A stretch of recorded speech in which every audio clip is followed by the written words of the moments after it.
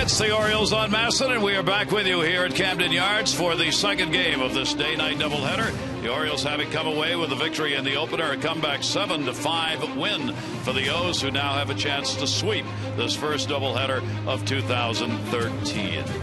And, of course, ceremonies taking place here at the ballpark. That is Mariana Weaver, the wife of the late Earl Weaver, and a celebration of Earl taking place this afternoon here at Camden Yards. Hi, everybody. I'm Gary Thorne, and it's a great moment here to recognize one of the really beloved members of the Baltimore Orioles organization. On hand today, Brooks Robinson, Rick Dempsey, Cal was here. We have Mike Weaver, who is his son, who spoke today. Jeff Idelson from the Hall of Fame on hand, all to recognize Earl and to remember him. And so fortunate that last season, when the legends were unveiled, those sculptures here at Camden Yards, that Earl was alive to see it, because it meant a lot to him. He said that day, "I will be remembered because this statue is going to be here forever." He got to see that done. And Buck Showalter loved him and had a chance to talk about Earl Weaver to the fans just a few moments ago.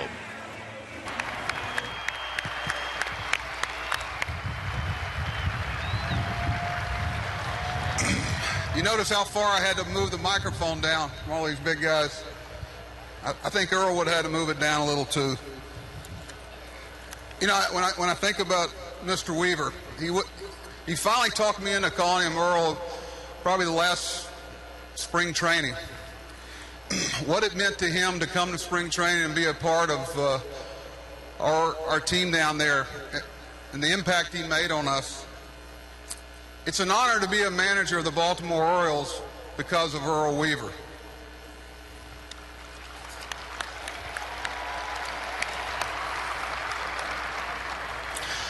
I was always not surprised, but honored how closely he followed us. You know, he'd grab me to the side and say, "Think you're bunting a little too much? You know, I really like that Wieters guy behind the plate. He might be as good as Dempsey one day." But how much he meant to the city of Baltimore. But understand how much Baltimore meant to Earl. He cared so sincerely about the Baltimore Orioles. Have him down in spring training and have him walk around and ride around to the different drills. He used to say, "Showalter, are you trying to reinvent baseball here? We were doing this 40 years ago at Maduro Stadium in Miami. You got a few more coaches, you got a few more fungos, but we're all trying to do the same thing." He said, "The Oriole way is being brilliant in the basics." He said, "Don't make it too complicated." Quite frankly, the Oriole way was the Weaver way. And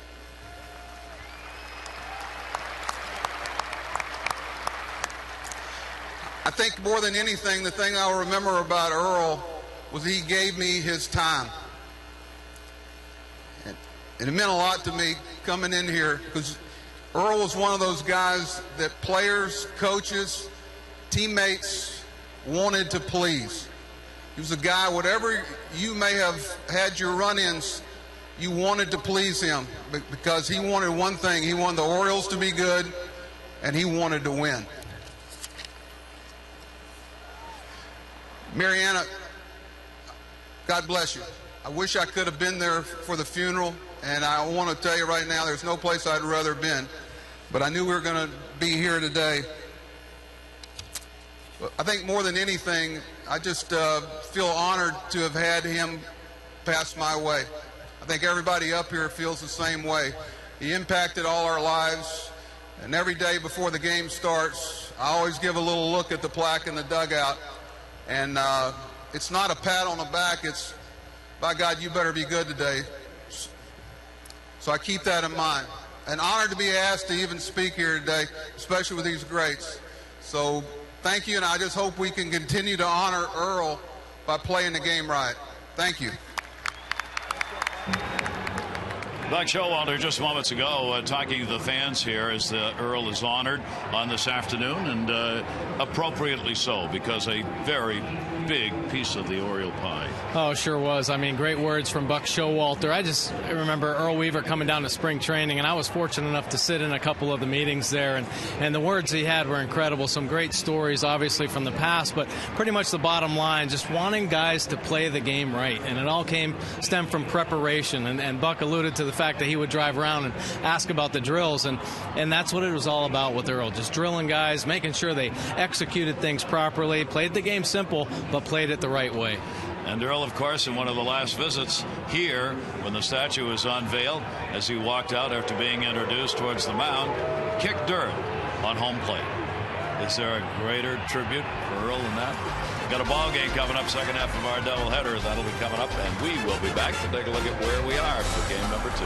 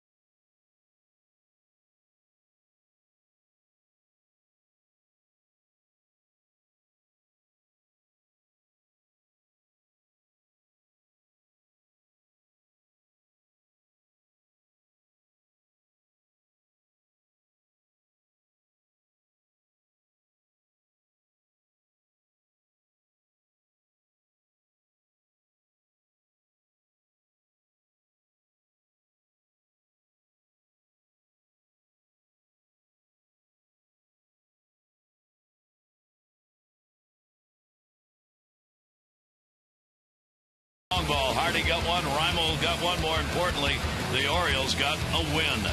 Can they sweep? We're going to find out next. And the folks coming in, and there's going to be a really big crowd here at Camden Yards for this second half of the doubleheader. Some 26,000 opened it up. There'll be more here for this one. Gary Thorne, Mike Bordick back, and the Orioles it was an impressive win. I mean, another one of those games where they came from behind, just ground that thing out, and really, as it got towards the end of the game, you kind of felt, even though the Orioles were behind, they're going to win this. Yeah, it's too bad that they're finding themselves behind in so many ball games, but this offense, they never give up. They just keep plugging away, and that was the case in this ball game. Right from the beginning, fell behind 4-0, but they started chipping away, and big hits down the way. I'll tell you what, the bottom of the lineup really came up big for the Orioles today. That's great news for them. Take a look at the recap of the first game this afternoon. The Orioles winning at 7-5 over the Dodgers. Chris Davis had a 3-for-4, 3 runs scored. Jason Hamill, the Orioles starter, 4 runs, 7 hits over 6, 3 walks, the 5 strikeouts. The bullpen again getting it done. Only 1 run, 1 hit, 3 innings worked in it. A couple of walks, 3 strikeouts, 6 through 9 batters that Mike was talking about were just outstanding. Now what we talked about before game 1, without realizing it when we went to look at it, the opportunity to sweep a doubleheader in the major leagues over the last 5 years, a 50% chance if you go by what has happened in past doubleheaders. Kind of surprising, and the Orioles have given themselves that chance. That's right, and I'll tell you what, this really set the table for this second game in this doubleheader, because this win, the first game, it was a team win. I mean, they really all came together. Everybody contributed throughout the lineup. Great pitching. Jason Hamill really dug deep and came back and pitched strong in the middle innings of that ball game. And once again, the bullpen did a great job, like you said, and of course Jim Johnson with the big save. So everybody contributed. I think everybody involved, and they're fired up for the second game. And in this one, Wei-Yin Chen, if anybody deserves to have a little offense come his way, Wei-Yin Chen's the one. He hasn't had much of that. Yeah, no luck at all right there. The offense hasn't been there for him the last 2 games. And Wei-Yin Chen has been really throwing the ball well. I've been impressed. His fastball command, just like last year, has been spot on. I just think a couple hitters have been kind of guessing location on him, and that's where the big hits come from, you know. So, but he's been pitching well. And the Orioles face an old nemesis in another uniform. Josh Beckett, who had been with the Boston Red Sox for so long during the years when they were winning. He was one of their primary starters. Now with the Dodgers, gets the start. He too has not had very much in the way of run support. Yeah, no run support there either, and he's throwing the ball really well.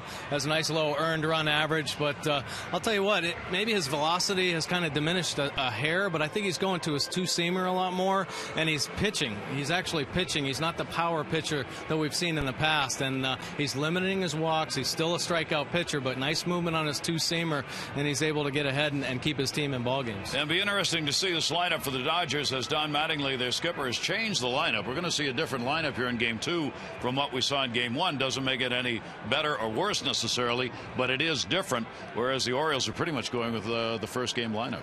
Yeah, first game lineup for the Orioles, but, you know, Nate McLouth leading off, Teagarden behind the plate. So there are a couple mixes there. Adam Jones getting his first DH start.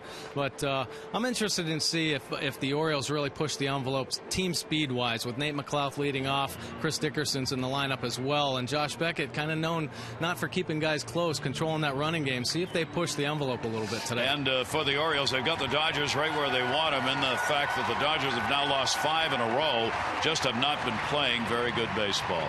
Team taking the field as we get set for Game 2. When we come back, we'll take a look at those lineups we were talking about and play some baseball.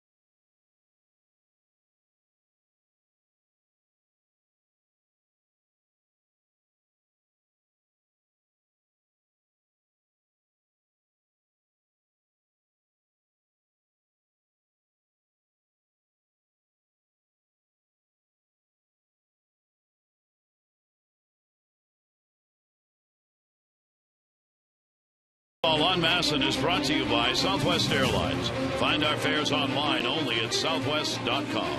And by Chevrolet, find new roads. Very beautiful afternoon for baseball and a pleasant evening, if a bit on the cool side. Our train game time temperature to kick this one off. with the humidity very low and virtually no winds to start the game. Trane is celebrating its 100th anniversary by offering irresistible financing. It's hard to stop a train, really hard. Take a look at the starting lineup for the Dodgers as they shake it up a little bit. Crawford, Nick Punto's in, Kemp, Gonzalez, Hairston starting, Ethier, A.J. Ellis starts, Uribe, and Cruz. Matt Kemp, game one, had the big 3 for 5. And here's a look at the scouting report for Wei-Yin Chen tonight. Stay aggressive, Wei-Yin. Tell you what, he's pitched really well. The record does not show, but he has had great fastball command. And his changeup has gotten much better. Good slider, too. So don't do anything different. Your team will score runs for you. Change them up. I just mentioned his changeup. He's worked on it really hard in spring training, and it's been a lot more effective for him recently. I look to him to be able to use that pitch and get some swing and miss outs. Runs, please. Last 2 games, there has been nothing in the way of run support for Wei-Yin Chen. The Orioles offense certainly busted out in the first game. Look for them to give Wei-Yin Chen a little bit more support in this evening's contest. 3 starts on the year for Wei-Yin Chen and no wins, so he's after his first one of the year.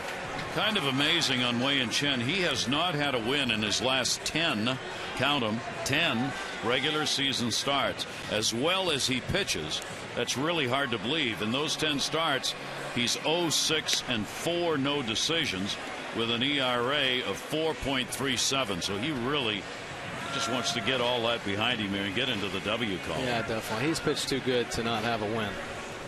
So the second half of the doubleheader, Orioles-Dodgers, with Crawford in that leadoff spot coming to the plate.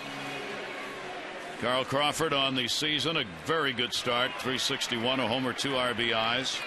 Had a 1 for 5 in the opener and continued his hit streak to 4 games. So Crawford stands in, and away we go for game 2. And he will foul that one down the line. Crawford last season a 282 hitter against left-handers and the exact same average against righties. That doesn't happen very often, just coincidental. Here's the 0-1 to him. Crawford will take it inside for a ball. So Chen will look to kick it off early here, get the Dodgers down. That's what you always try and do with a ball club that's struggling. They've lost 5 in a row. They're now 7-9 on the year, while the Orioles go to 9-7. The Orioles are still 3 games out. Red Sox beat Kansas City 4-3 today, while they are on top in the East. The Orioles just 3 games behind. 1-2 delivery, and that's fouled away. Yeah, you wouldn't been able to tell that this Dodgers lineup has been scuffling offensively. If you watch the first 2 innings of the first game, they came out swinging. A 3-run home run in the first inning by Ethier. The Orioles kept plugging away, able to come out with that win. Ooh, and that one hit him. Wei-Yin Chen hits his first batter this season, and it's Crawford. And the speedster's on to start the ball game. Well, he didn't want to do that. Got ahead and then tried to throw this fastball on the inside corner, and it just got away from him, catching Crawford in that right tricep. So the leadoff man on for the Dodgers. They came into this doubleheader with just 5 stolen bases, but Crawford's been their leader.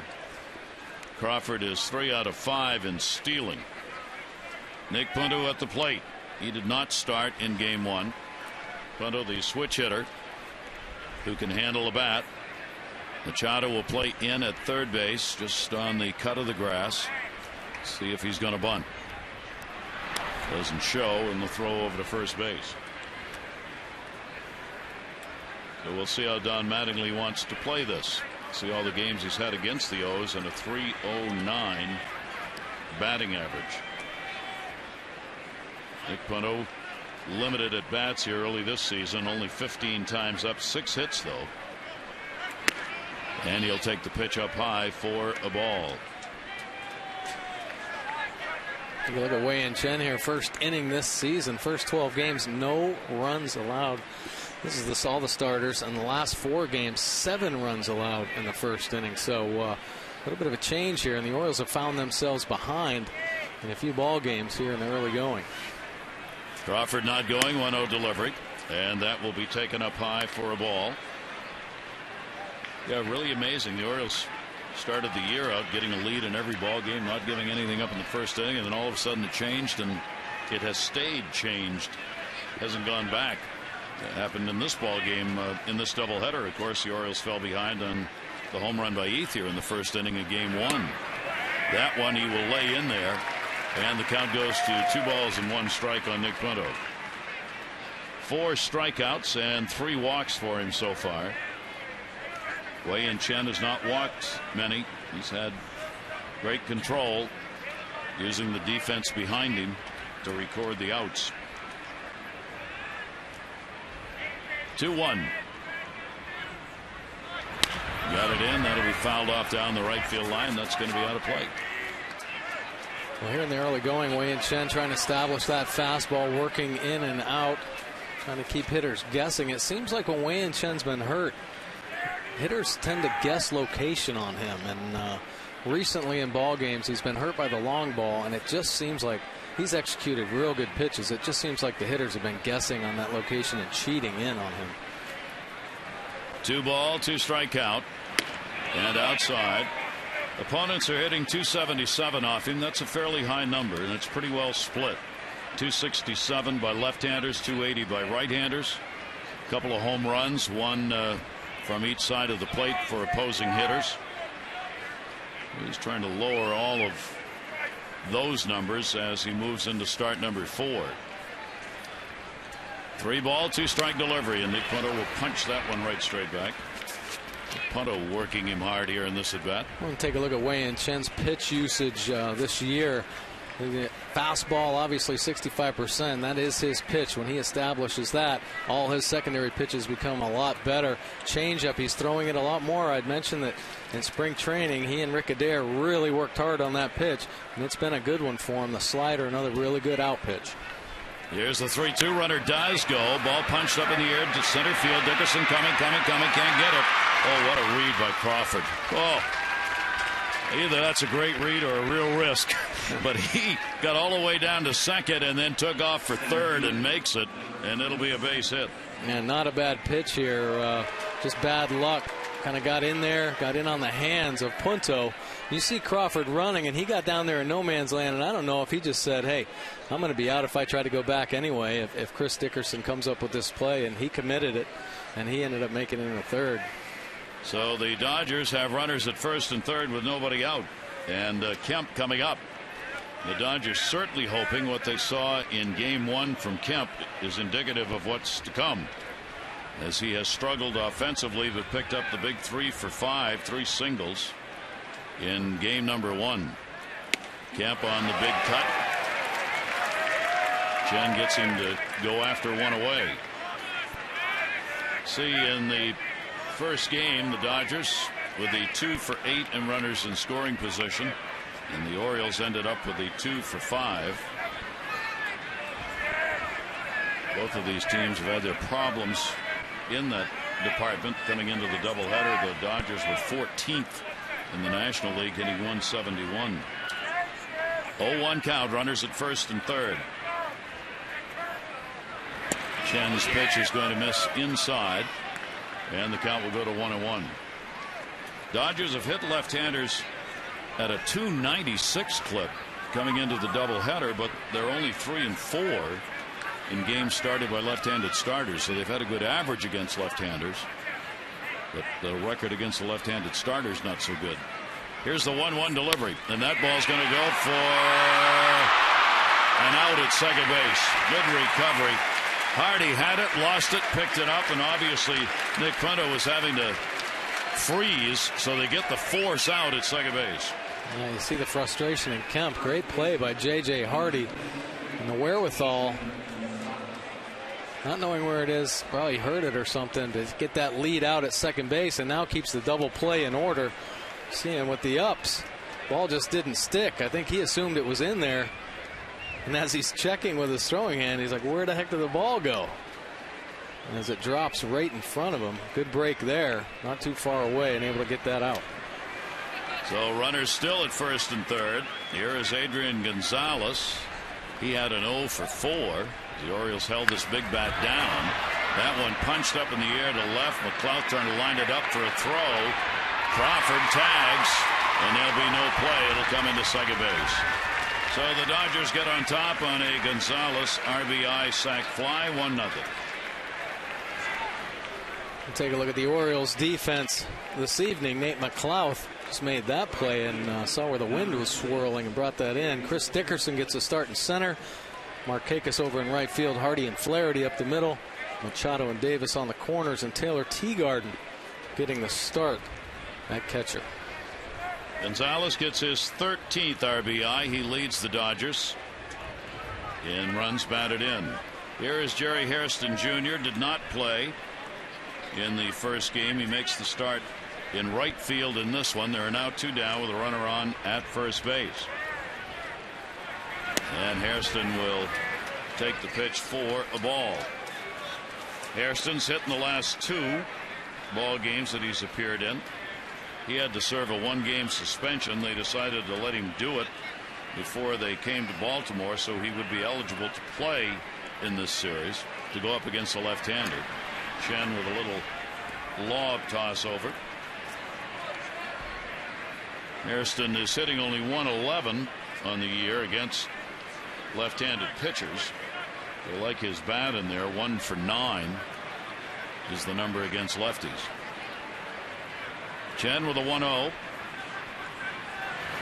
Hey, what else they like about Jerry Hairston is his versatility. You know, Jerry came up as a middle infielder and, you know, had played a lot of years at second base, but then, you know, as other players started coming in, they started utilizing him in the outfield, and he has played exceptionally well as a utility infielder playing outfield, and can still play very good at infield, second, short, third. Runner was going. Teagarden's throw, 1 hopper. Nice stop by Flaherty, but it's a stolen base for Kemp. So Kemp gets himself into scoring position. Yeah, first move here off Wei-Yin Chen. You see him striding it out, and he is in there. One of the very few successful stolen base attempts against the Orioles catchers. Kemp 2 for 2 in stealing bases. Teagarden, that's 1 out of 2 that he's caught stealing now. Only the second one he's had a chance at. 1-1 count to Hairston, and a check swing. 2 ball, 1 strike count. So another chance for the Dodgers. They came into the day scoring the second fewest runs in the National League. 2 ball, 1 strike count. Pretty good secondary lead at second base. Kemp. Hairston will foul that away. 2-2.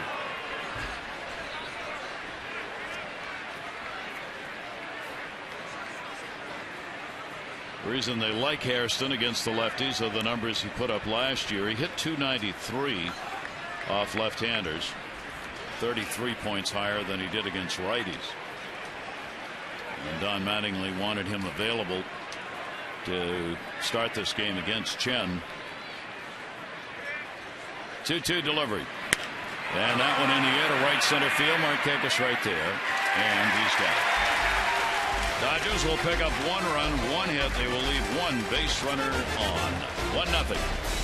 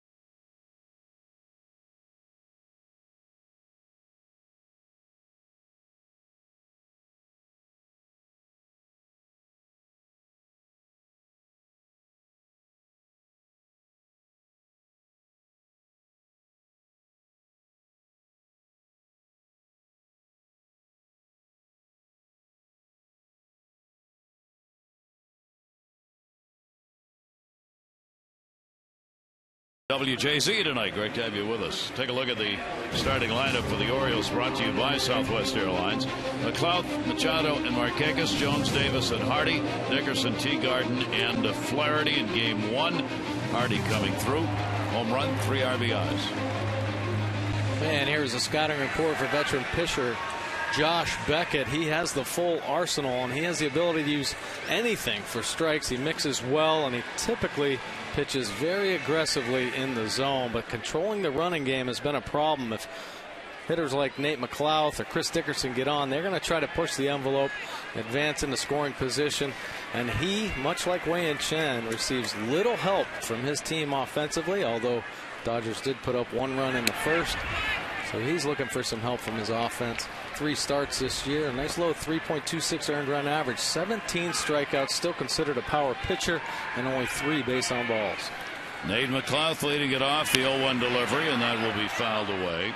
Obviously, most of these Oriole hitters have had considerable experience facing the 32-year-old right-hander, including Nate McLeod. McLeod's got a 1 for 9 lifetime off Josh Beckett. Beckett against the Orioles, 7-7 in his career with a 4.36 ERA. Punched in the air towards center. Kemp and McLeod's retired. Take a look at the Dodgers defense tonight. Carl Crawford over in left field. Kemp is making that play in center. Jerry Hairston Jr. playing right field. Cruz and Punto up the middle. Uribe and Gonzalez on the corners. A.J. Ellis doing the catching this evening. Manny Machado coming up, anchoring down the number 2 spot regularly for the Orioles. There are the numbers on the season at an 0 for 4 in the opener. And Beckett's pitch is going to be put up in the air again. Shallow center again. Kemp. Wind blowing over towards left field and swirling. Makes the play. 2 down. Yeah, you've seen a couple fly balls now, and I think all the infielders took notice on this one. Everybody converged on that fly ball. The last 2, one in the first inning to Nate McLeod, and the one prior to Kemp, got sucked back into the infield. So that wind must be swirling in the stadium tonight. 2 away, and Nick Markakis coming up.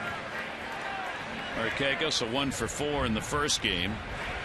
Season numbers continue to be strong for Nick, and he has faced Beckett a ton. 53 at bats against him, and he's hitting .264 with 1 home run off Beckett, who combined for a 7 and 14 year last year between Boston and the Dodgers, part of that big trade. Nick up with 2 down and nobody on.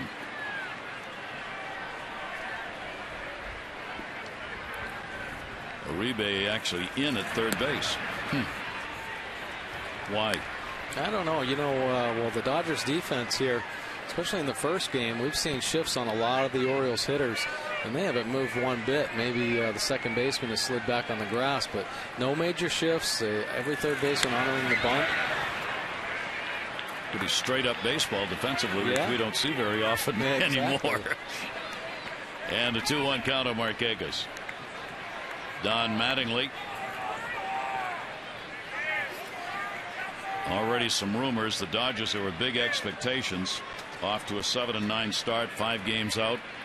Doesn't take long for the rumor mill to start flying about if this doesn't get better in a hurry. There got to be changes. Swung on and foul tipped.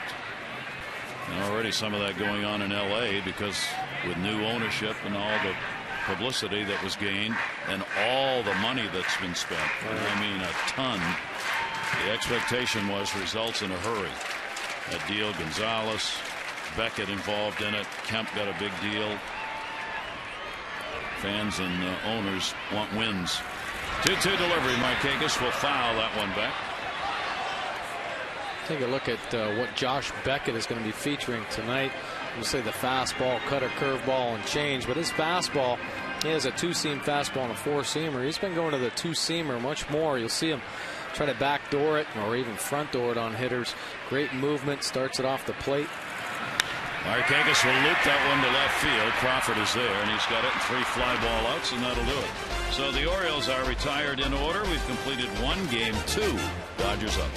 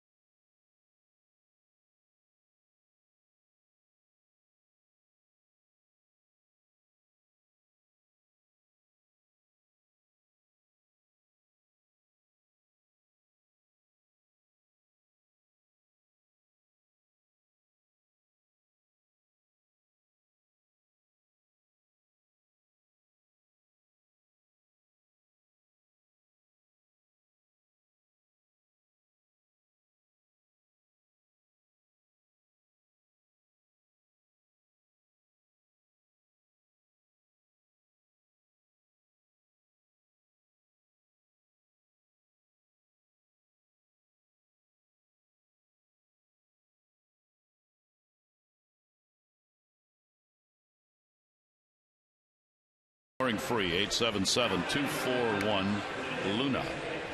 Luna it be shining over ball.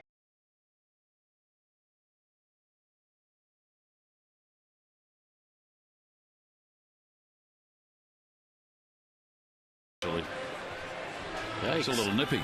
It won't be that way during the ball game, but it will be cool. Wei and Chen back out. Ethier, Ellis, and Uribe do up. Ethier got that first inning home run off Orioles starter Jason Hamill in Game 1. His second of the year, 3 RBIs off it.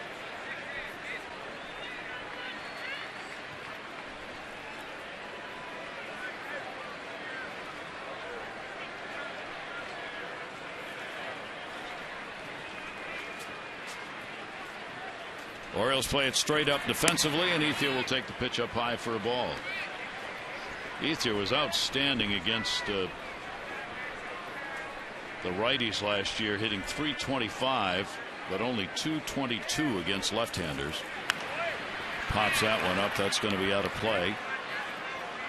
And a 1-ball, 1-strike count. Chen, 12 wins, 13 losses, career numbers. 1-1 delivery. Ethier, high fly ball to right field. He just missed. Markakis puts it away. Time for our AT&T Mobility Trivia Facts. Yeah, Wei and Chen has not received a single run of support in his last 2 starts. We had talked about that in the open, and he's just hoping that the Orioles bats come alive for him, much like they did in the first game. Pitching in his home ballpark. He's had 17 home starts, 6-6, an ERA of 4.11. Ellis did not play in the first game. He is the regular Dodger catcher. Ramon Hernandez got the start with the good numbers he had against Jason Hamill. So Ellis gets the start here in Game 2. And will take the pitch, and the count goes to 2-0.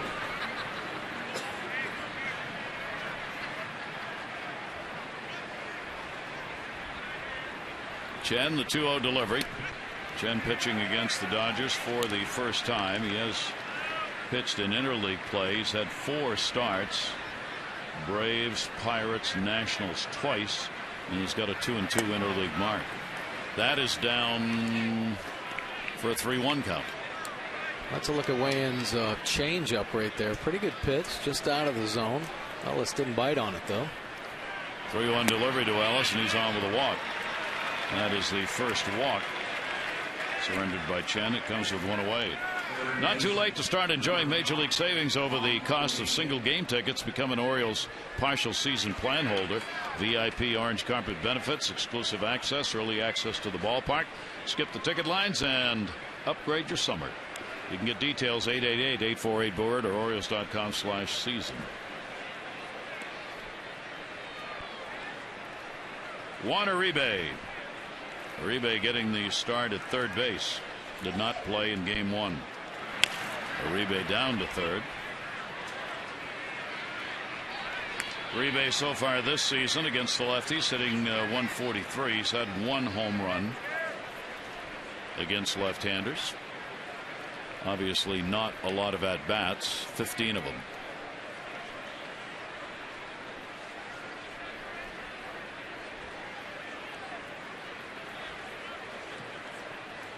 Runner on at first base, 1 out. Cut through that one. Pretty aggressive hack right there. Wayne starts him off with a slider. Tries to buzz a fastball right by him, 89 miles an hour. Uribe doesn't get cheated one bit on that swing. I think Uribe has been around for about 5 decades. 34 years old. Check swing he went. Home plate umpire gets into McClellan. And Chen picks up the strikeout, his first. Well, that's good utilization of his fastball right there. Talk about Wei and Chen being able to locate the fastball in and out. But it's a good strikeout pitch, and if he doesn't swing at it, it changes his eye level right at the top of the zone. Nice job to get the strikeout there. Here's Luis Cruz, who's playing at shortstop. He played third base in the first game. Cruz fouls it away, went 0 for 3 in game number 1. Dodgers up 1-0, runner at first, 2 down here in the second inning. First ball game, the Orioles won it 7-5. In relief, Darren O'Day got the win. He's 2-0. Paco Rodriguez, a loser, 0-1. Jim Johnson, his 7th save, 7 for 7 on the year. In the air to center, Dickerson there in place. No runs, no hits, no errors, 1 left on base. Orioles will get a new DH look. Mr. Jones when we come back.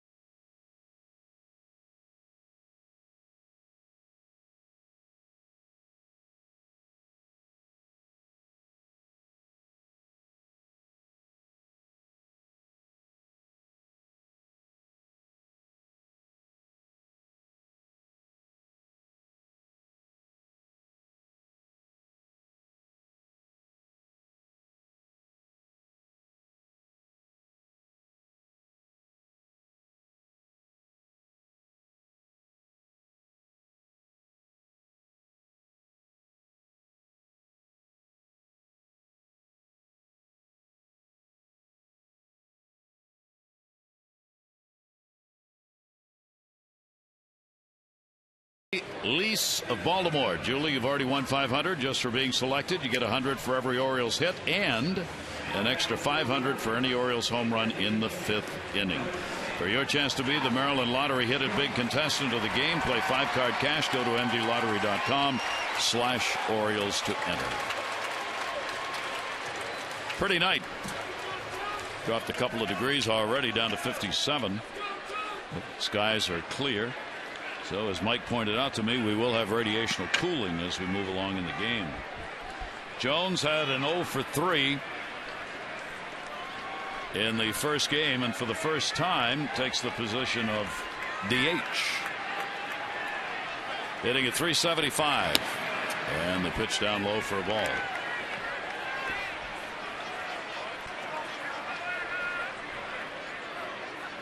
Jones hitting 275 off Beckett, 1 home run. He's had 40 at bats against the right-hander. Beckett got 3 fly ball outs in the first inning. On the season, 60.9% of his outs have been ground balls. Yeah, I think he's getting more ground balls this year because he's throwing that 2-seamer a lot more. He's not challenging with that 4-seam fastball up in the zone. Really trying to keep it at the bottom of the zone and just let the movement work for him. He'll miss up high with that, and a 1-ball, 2-strike count.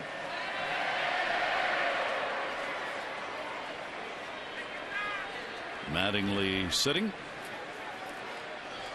Here's the 1-2 delivery, and Jones chasing one away, and Beckett gets his first K.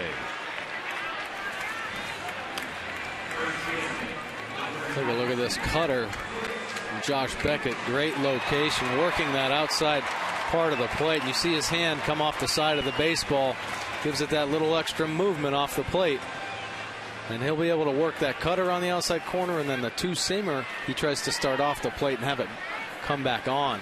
So a couple different ways to work the perimeter there. Chris Davis will take it up high.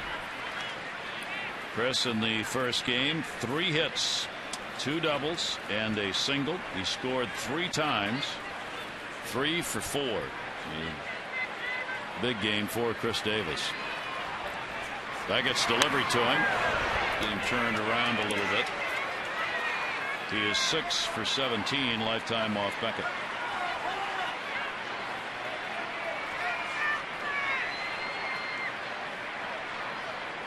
Chris has now had 6 multi-hit games.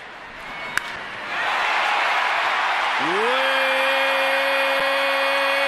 back. Goodbye. Home run. Off the batter's eye in center field.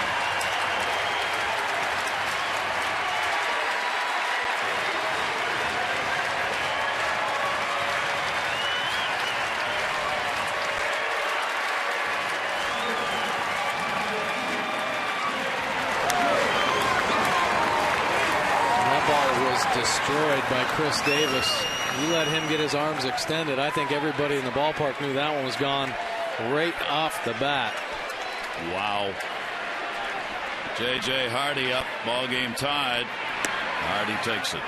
Beckett tries to brush him back the pitch before, and this one just hovers out over the plate. Look at that extension. Look at him stay behind the baseball. That ball went a long way. Check swing is in there for a strike.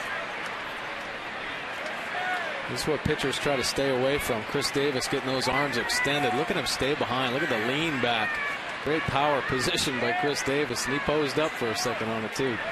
21 RBIs now. Backhanded at third base. Uribe will make the throw, and Hardy is retired. Let's take a look at our Chevrolet League leaderboard. You see the winless pitches with fewest runners allowed per 9 innings. Right. Josh Beckett right there in the middle. That's pretty impressive. I mean, that's hard to do. I mean, you feel for all those pitchers on that list right there, but pitching so well and not being able to collect a win out of that. That can get frustrating. Yeah. Brought to you by Chevrolet. Find new roads. Here is Chris Dickerson. He gets the start in center field. He's had only 3 at-bats. A 1 for 3 for Dickerson. And there's Homer Man. First home run he's had off Beckett. 7 hits and 18 at-bats against the Dodger right-hander. 2 down, and that's going to go to center field. And a nice sliding catch made by Kemp. That will retire the side, but Davis gets it done. 1 run, 1 hit, no errors, nobody left. As the Crusher really slammed that one right at the base of the hitting eye.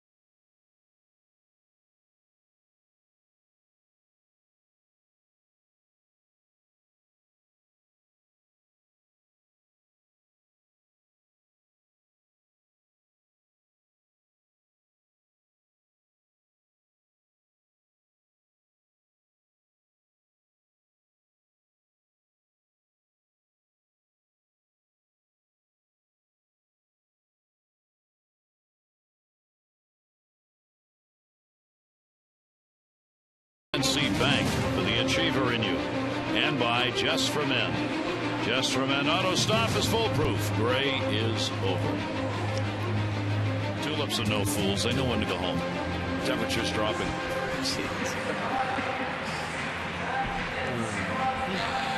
And there's Davis. Speaking of home, brought himself around to tie the ball game up as we go to the 3rd inning. Yeah, Chris Davis, I talked to him about how what his approach was with runners in scoring position. He said it's no different when there's nobody on because he's in scoring position when he's in the batter's box. See? Very simple. Yes. I'm up, I'm in scoring position.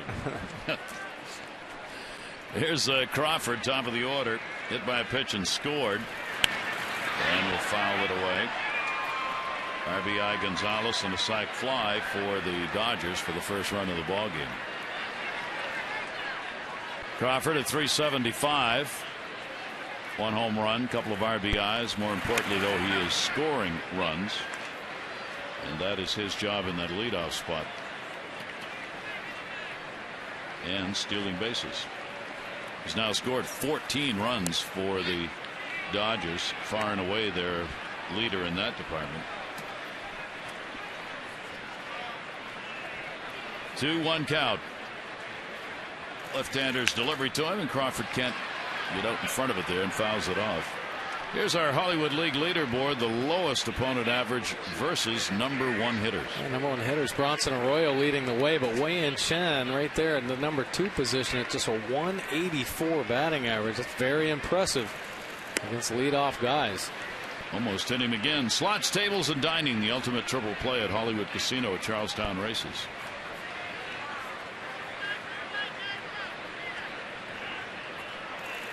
Three-two delivery, and he's on. So twice he's gotten him. So those numbers on number one hitters not holding up with Crawford. He's 2 for 2 getting on base. And that'll be the second walk surrendered by Wei-Yin Chen.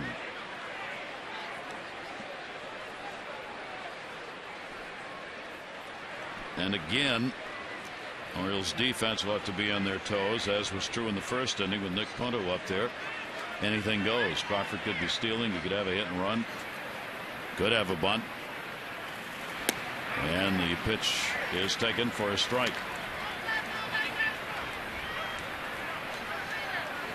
Only 3 walks surrendered in the previous 3 starts by Wei-Yin Chen. 2 so far in this game. Leno picked up a single his first time up. 0-1 delivery to him, trying to go the other way, did but foul. Well, that's one thing. Punto can really handle the bat, and there's that big hole over there between first and second. I don't know if he was trying to drive it over there, but he stayed behind that ball and backed it up.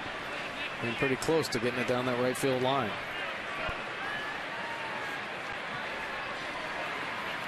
Nick Punto, the veteran, a lot of years with Minnesota, over to the Cardinals. 0-2 delivery to him, and again fouled away. Major league average of 247 last year with the Dodgers. He got only 35 at bats last season. He played with Boston and LA, part of the big deal. Chen 0-2. Runner not going. Nick Punto takes it for a ball.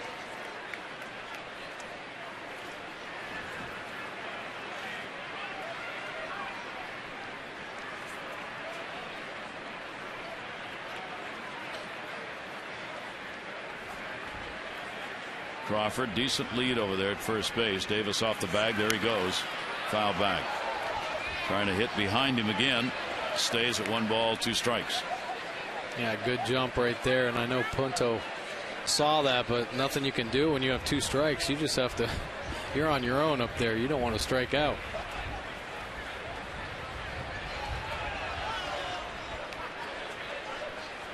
Count stays at 1-2.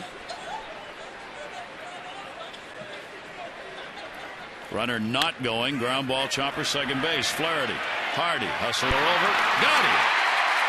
They turn the double play. Real nice double play turn right there by Ryan Flaherty and J.J. Hardy. Good job by Wei-Yin Chen. But look at him create that momentum towards second base, knowing that the chopper, the slow hit ball, has to be turned quickly. Nice job by Ryan Flaherty closing that distance. So the Orioles eliminate that leadoff man, and now Chen can get through the inning facing only 3 if he can get Kemp Kemp, a fielder's choice, his first time up. Takes it away for a ball.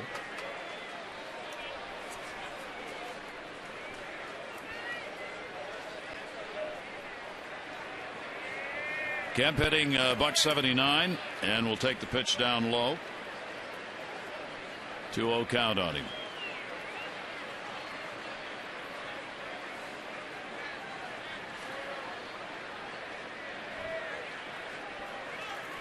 Infield playing into pull, pitches away though, and the count goes to 3-0 on Kemp.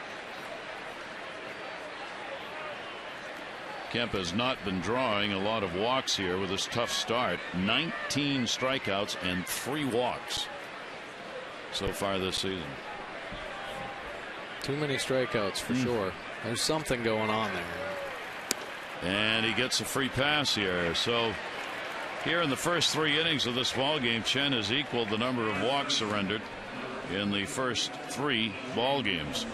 One lucky winner is going to receive a meet and greet with O's outfielder Adam Jones. Masson's meet and greet giveaway. Just visit facebook.com/Masson Orioles. Click on enter sweepstakes for your chance to win. 2 down, 1 on. Gonzalez, RBI on the sac fly.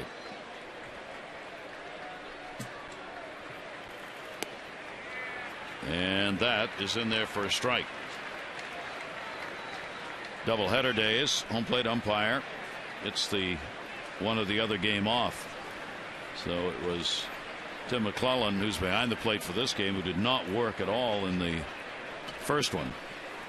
And Marvin Hudson, who had the plate in the first game, gets the second one off. Up in the air to right field, Marquegas. He's got it. Gonzalez retired. No runs, no hits, no errors. 1 left on base. We go to the bottom of the 3rd. Game 2 of the doubleheader.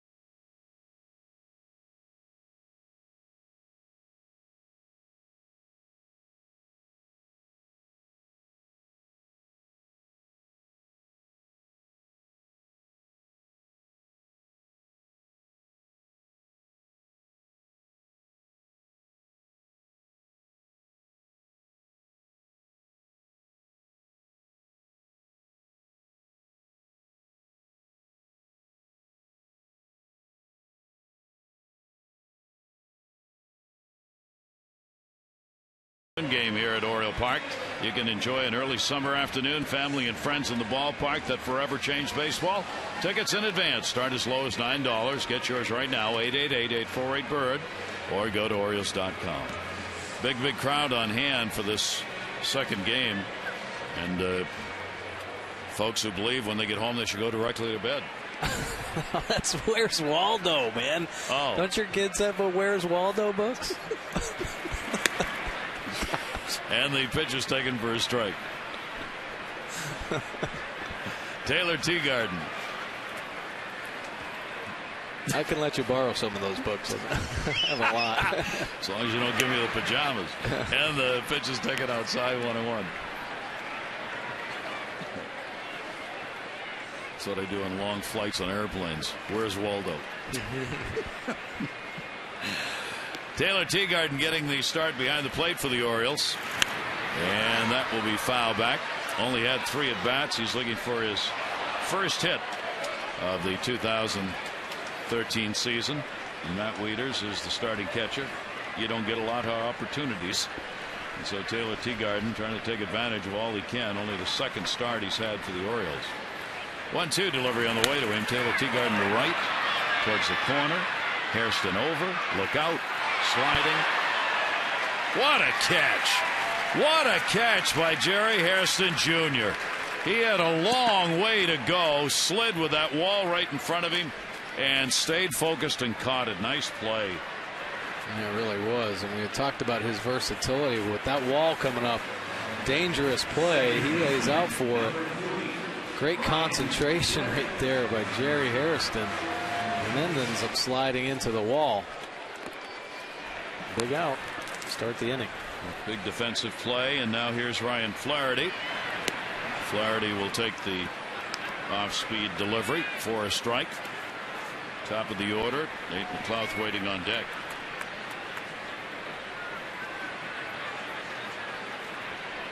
Beckett with the 0-1 and goes outside this time and misses.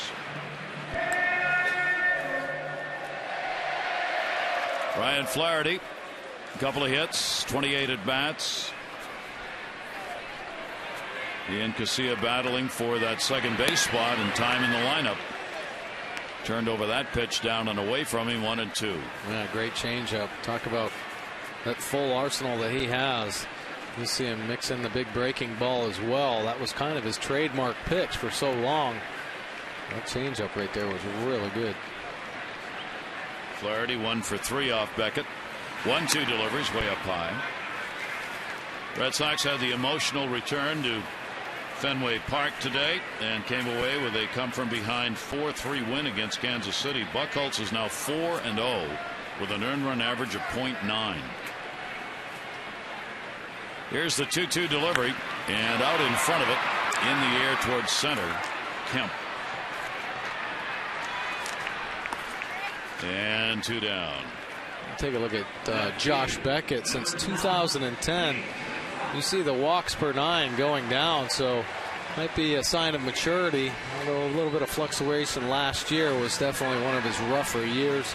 A lot of dysfunction in Boston and then getting traded over to the Dodgers, but this year on a great path, very consistent around the zone and limiting his walks and offense opportunities. That's going to be a base hit into right field. McLouth. Hairston was thinking about making a throw to first base, but Gonzalez couldn't get back there in time. The ball was hit so hard he might have had a chance. So McLouth picks up the single with 2 down here in the third. You saw our Jeep inside the numbers. Jeep and the unique brand of freedom you'll only find in the full line of Jeep vehicles. Visit Jeep.com to learn more. That play right there, that bullet that Nate McLouth just hit, that's I think every player's nightmare, getting thrown out from right field, you know, whistling a ball out there and the right fielder just one hopping it and trying to throw you out. And I saw Nate's kind of smiling at Jerry and thank you for not throwing that ball. He would have if Gonzalez had been able to get back to the bag, I think, but that's tough when the first baseman's playing deep on a left-hander. Manny Machado flied to center his first time up. Orioles have 2 hits now. Dodgers 1. Ellis behind the plate has thrown out 5 of 10. That, as they say, is a wicked good number. Yeah, that is. 2 down. Big hole between first and second. Pitch is taken for a strike. Yeah, Ellis better be able to throw the ball back there pretty well, because Josh Beckett has some pretty slow times. He slows the game down and really tries to put base runners in a stall pattern more than try to pick them off, although he does have pretty good footwork, but works really slow and deliberate when guys get on base. A little late on that, fouled away, and Beckett again gets ahead on the count. No balls and 2 strikes. Machado just an 0 for 3 lifetime off Beckett. Beckett now 32 years old, 132 wins, 97 losses in his career. He's really held the righties down. The righties are hitting only .206 against him. Left-handers .275. And with the home run by Davis, he's given up 5 long balls. 3 have been hit by left-handers. Runner off first in the 0-2 in the dirt. Nice stop made by Ellis. Yeah, real good stop. That's a hard slider down in the dirt. He had to kick out of there and get his knees in front of that ball a good 3-4 feet off the plate.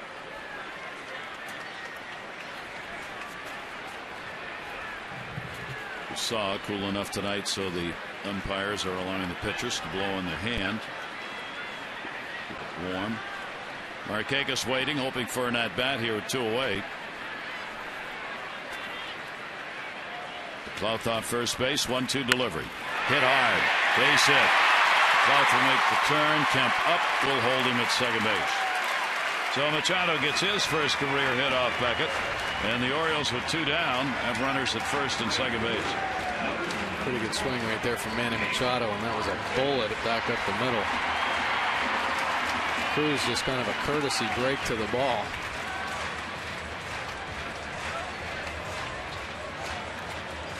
Three hits for the Orioles, 2 in the inning.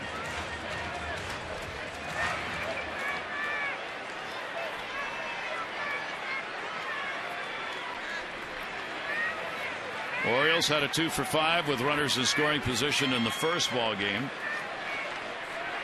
They get their first chance with that situation here, and Markakis take it inside for a ball.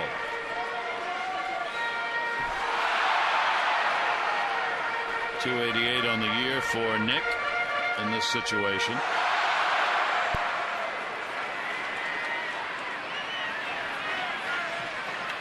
Hitting at .313, chance to break the tie here in the 3rd inning. Beckett with a 1-0, and that's up high, 2-0.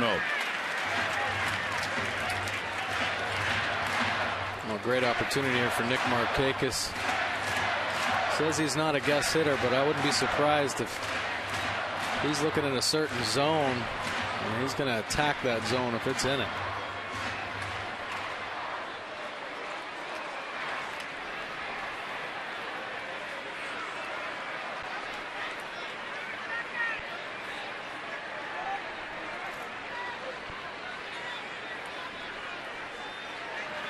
.2-0 count. Clout and Machado get their leads. And he comes inside and misses with that as well. And the count goes to 3-0. Having a hard time finding the zone actually right now after a couple of bullets by McLeod and Machado. Scared him out of the zone. Beckett, while he does have that 7-7 record against the Orioles have beaten him 4 consecutive starts going back into September of 2011. And in those games, his ERA against the Orioles is 6.75. They're hitting pretty good. Here's the 3-0 delivery. Markakis, a green light, fouls it back. I like that call by Buck Showalter. He knows that Nick Markakis is a very patient hitter, and he's not going to swing at a pitch if it's not the one that he feels like he can drive. And Nick got it. He just fouled it off.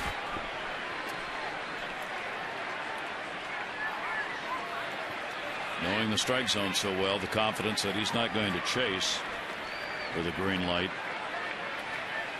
And he had a strike to go after, and now he gets a walk. And the Orioles have loaded him up. All of this coming with 2 down.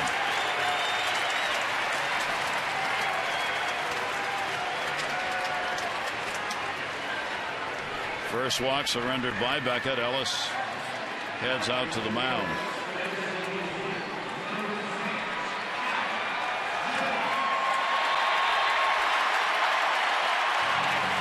Jones batting cleanup, who struck out his first time up, stands in with the sacks full. He is the DH. 275 and a homer lifetime off Beckett.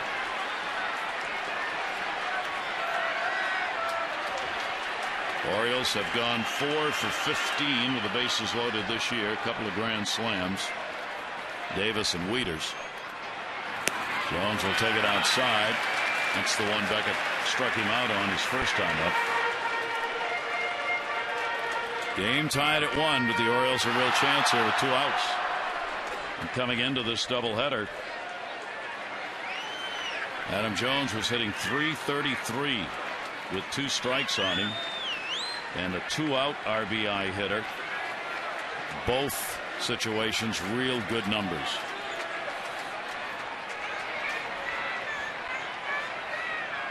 Here's the 1-0 delivery. 1-1. Yeah, changeup right there. Adam Jones thinking, I think what everybody else was thinking, hey, he's got to throw a strike here. He's having problems finding the zone. And he takes a little bit off that. Good changeup down at the bottom of the zone.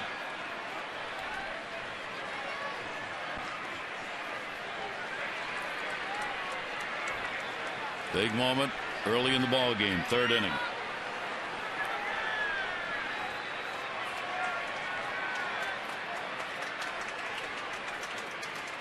Here's the 1-1 delivery.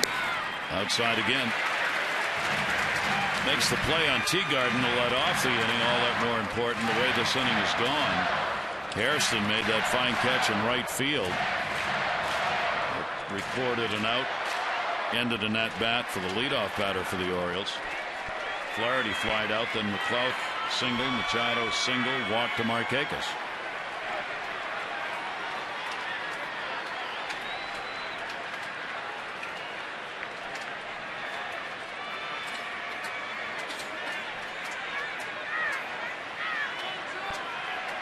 You have to do that. We've talked about that before, and Mike mentioned the other night how sometimes it's a strategy. Pitchers hanging onto that ball, trying to freeze a hitter in position, right? Sure. Boy, Beckett does that. Oh, he definitely does that with runners on base. I think that situation, though, Ellis just couldn't put the right finger down for him. Fouled away, 2-ball, 2-strike count. Now to be sure, Ellis is going out. Yeah, Josh Beckett certainly slows the game down when there are runners on base. Ellis out there making sure they're on the same page. This is a crucial situation for them.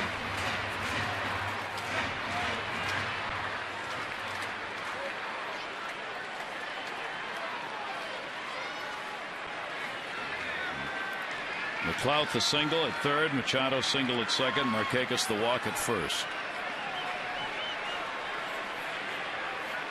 And the 2-2 delivery. Adam Jones, ground ball towards short. Scooped. And the play made by Cruz. No runs, 2 hits, no errors. The Orioles will leave the bases loaded. Ball game remains tied at 1.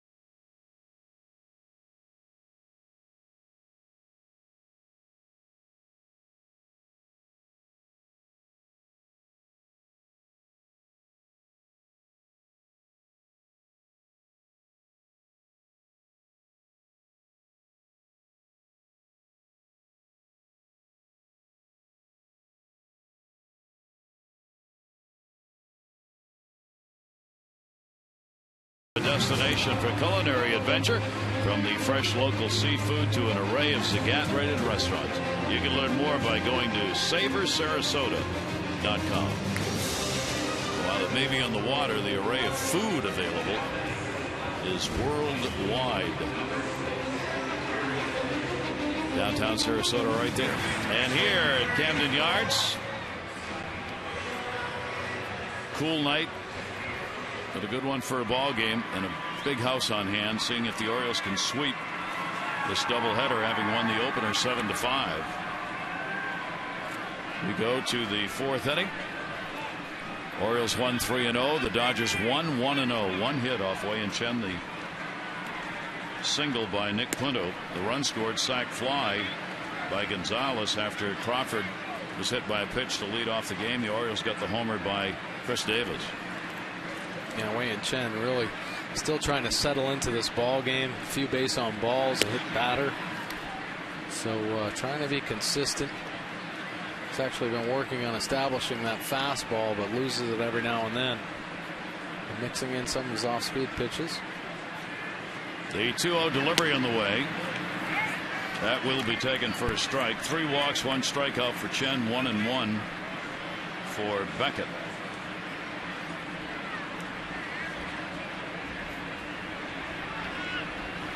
Jerry Hairston is going to get a base hit down the line. Barkakis over to try and hold him to a single, and will. So Hairston is on a leadoff single here in the 4th inning. And the Dodgers get the leadoff man on for the 3rd time in 4 innings. On Tuesdays, the Orioles will take on the Blue Jays. 7:05 Ollie's Bargain Night, presented by Ollie's Bargain Outlet. Every Tuesday home game, all upper reserve seats, $9 in advance. Enjoy a great night out, family, friends, at Oriole Park and Save. For tickets, 888-848-BIRD, Orioles.com.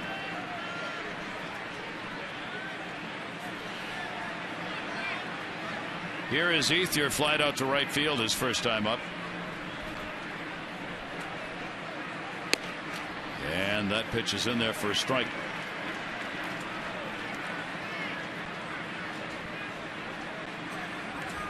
Dodgers trying to end a 5-game losing streak. Playing here, they go to New York to take on the Yankees. And the 0-1 delivery on the way off the fist, and that'll be a foul ball. They said they go to New York, take on the Yankees. I just assumed that, but I'm not sure. No, they're going to play the Mets. So they're coming out of interleague play. Don Mattingly's team will have a day off on Monday, and then they go back to the National League and play the Mets. Yep. Yankees won today too, beating Toronto by a score of 5-3. Ethier puts it up in the air, left center field. Dickerson McLouth. McLouth makes the catch, and the runner back to first base. One down here in the 4th.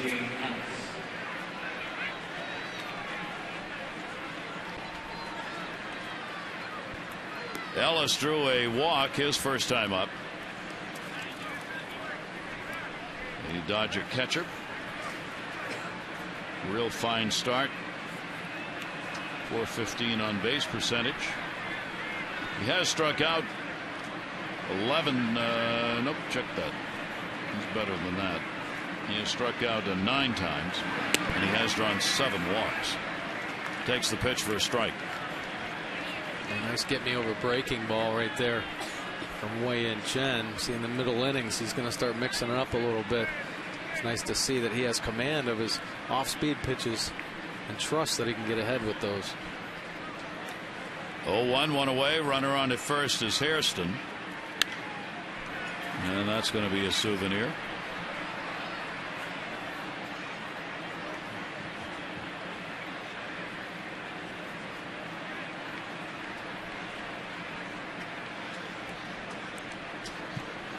Jerry Hairston still runs pretty well.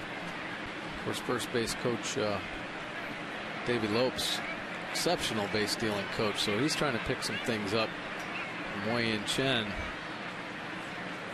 Maybe tip something. And Chen will miss inside. Lopes, one of the quintessential Dodgers. Outstanding player, outstanding coach, and you want to learn about base running, boy, he's one of the good ones. 1 ball, 2 strikeout. And that's going to be away. So Ellis able to work the count to 2 balls and 2 strikes. 63 pitches thrown by Wei-Yin Chen so far in the ball game. Orioles, of course, and Dodgers both had to go to the bullpen in that first one, so they'd hope to stay somewhat away from. Strop, Mattis, O'Day, and Johnson all working. Inside, boxed by Teagarden to hold the runner.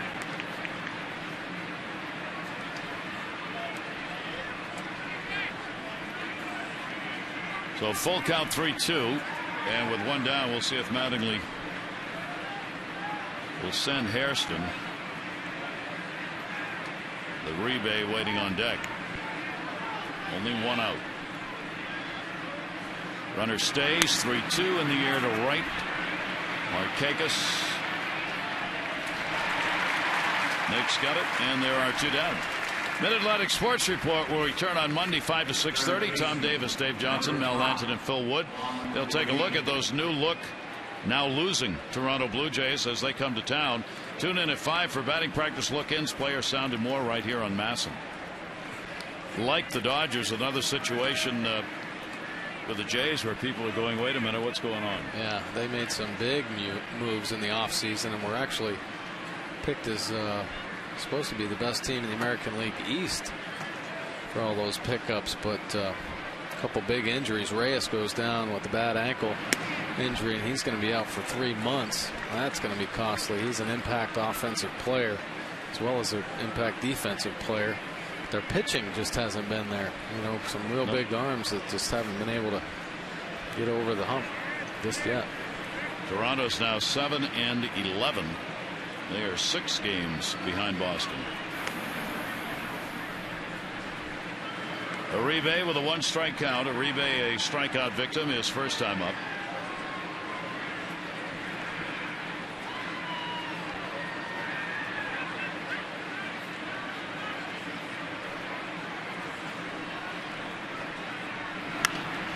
And that is popped up over towards the seats and out of play. 3 ball clubs in danger of saying bye-bye before the calendar page has even turned once.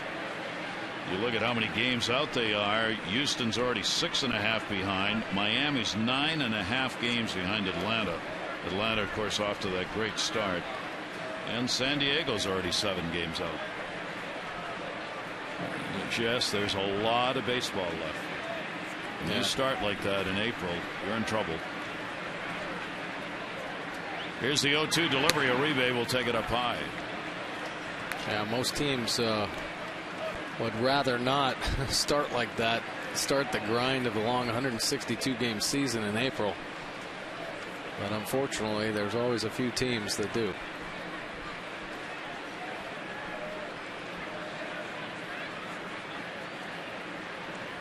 One ball, 2-strike count. Fooled him badly. Uribe for the second time goes down swinging. Those are the 2 strikeouts. Chen has a runner left on. 1-1.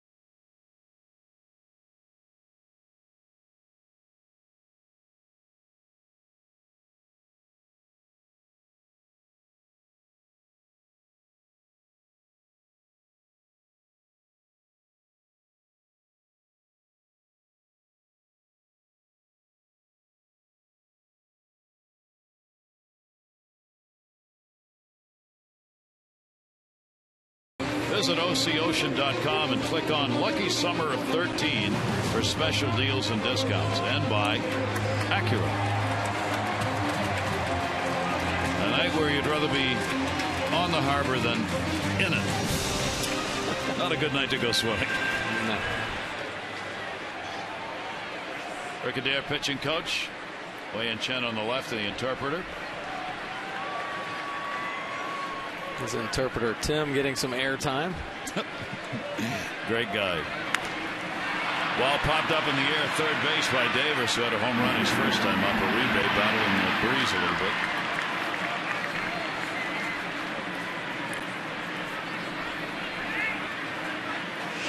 On the road, when we interview the starting pitchers, we obviously have Tim there every time we interview Wei-Yin Chen.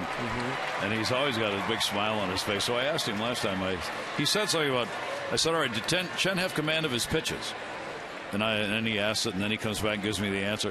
He did not have control of that slider, and the cutter was not going down the way he wanted it to, and the slider was moving a bit too much inside.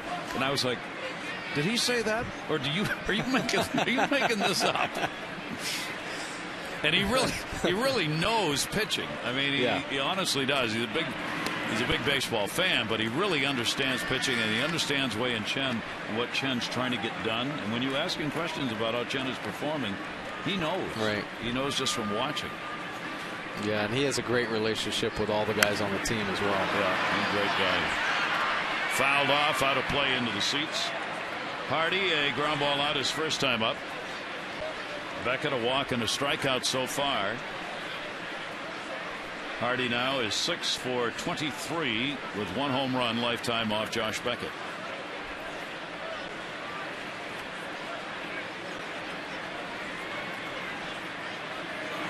And pitch is there for a strike. Count goes to 2-2. Hardy with Dickerson waiting on deck.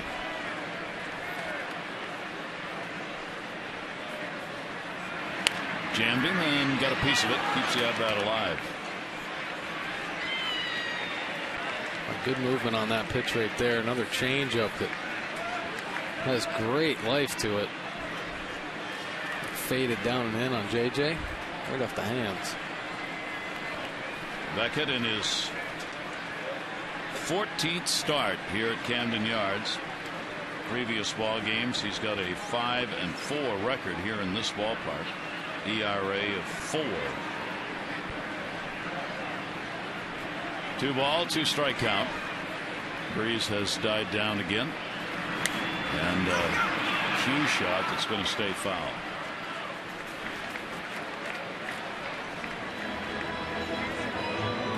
Another changeup featuring all of his pitches. He knows JJ's hunting the heater. Mixes in a couple changeups right there, and that one right off the end of the bat. Beckett, who was a 20-game winner back in 07 with the Red Sox, 17-game winner in 09 with Boston. Obviously some big years during the winning seasons for the Red Sox. 2-2 delivery, fouled away again.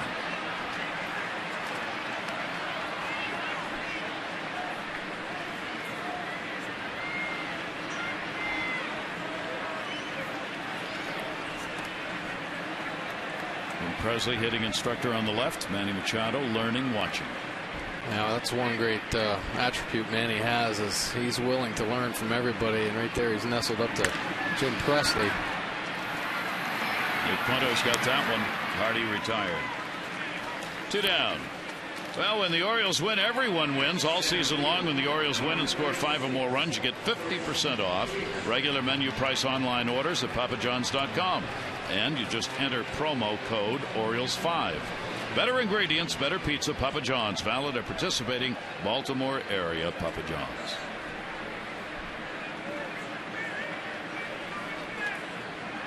Chris Dickerson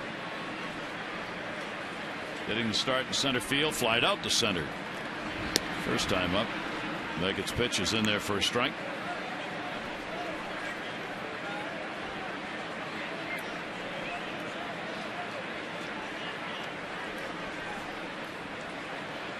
The 0-1 delivery, and did not go around. David Rackley down at third.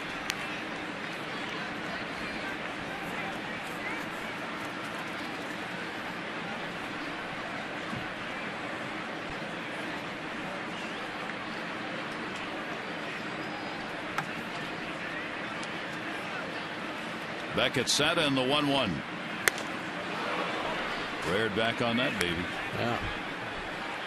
He hasn't really been challenging hitters very often. Trying to work the edges of the plate, mixing in some change-ups. He said, here you go. Hit it if you can. Right down the heart of the plate.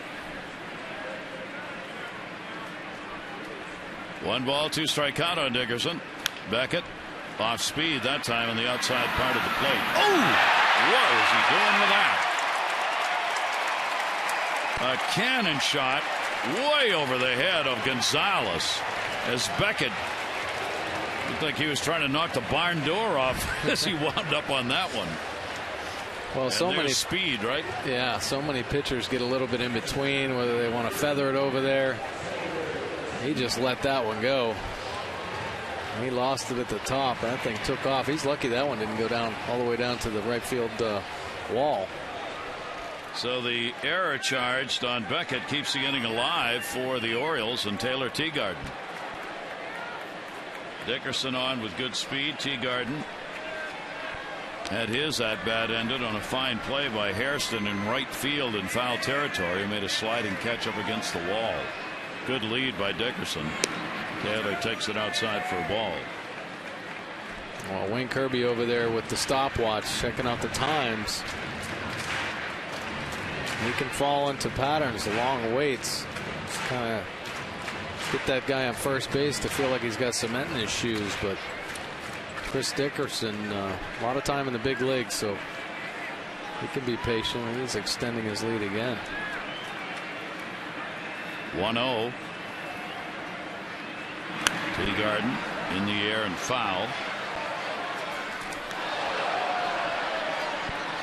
Teagarden, of course, missing part of last year with a strained back. Started the season on the DL, activated middle of July. So as a result, appeared in only 22 games with the Orioles. Ended up with only 57 at bats. Buck Showalter really happy to have him back as the backup catcher. Yeah, great defensive catcher. It seemed like every hit he got last year was a big hit, though, for the Orioles. Fooled on that pitch and a bad cut at it. 1 ball, 2 strike count.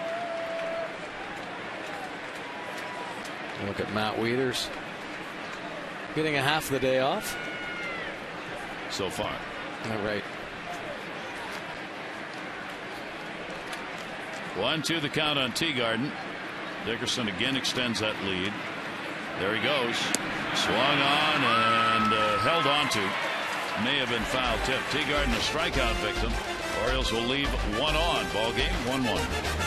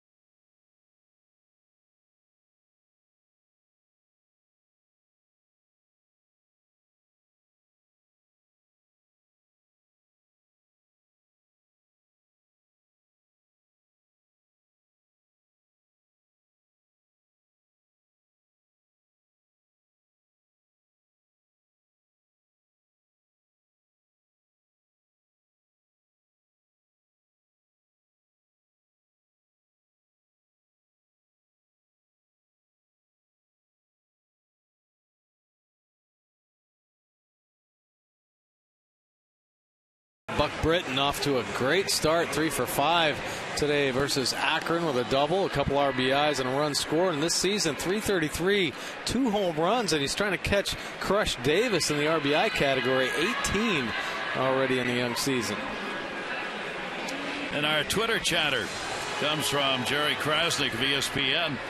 Kevin Gossman 1-1-5-6-3 for AA Bowie, but a scout at the Orioles game today, and I saw Jerry, he is here, raved about him.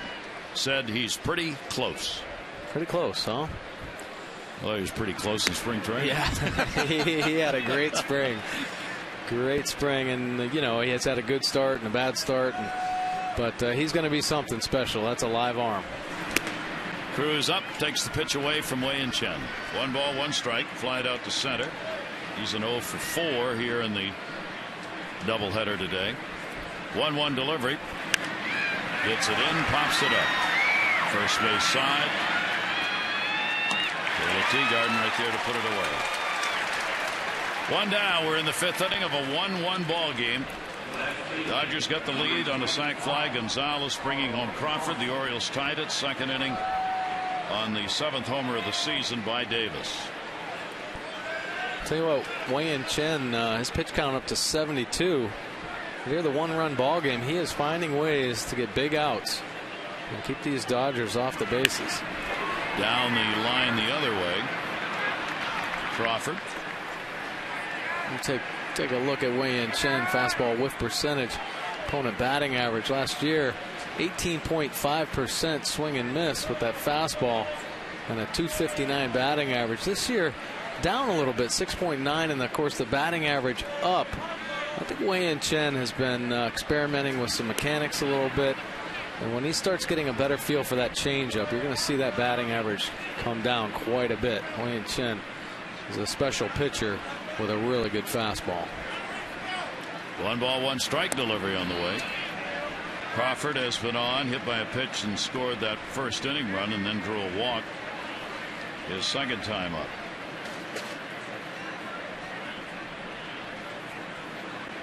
(2-1).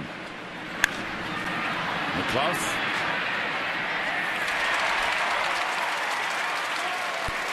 Take a look at this date in baseball history. 1967, Tom Seaver would get his first major league win on this date, April 20.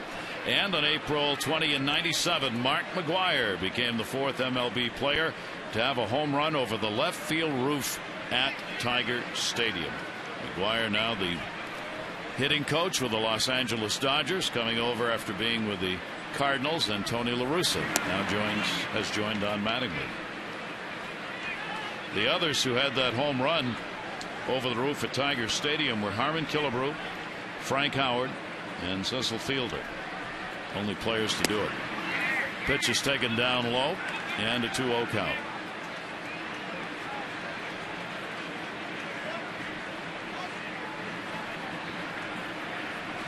Talking about Wei and Chen's pitch count at 78. In the 3 starts he's had, he's thrown 84, 107, and the last start 92 pitches against the Yankees. That's where he is right now. Nick Punto, 2nd in the order. A single is hit into a double play. Will take the pitch inside.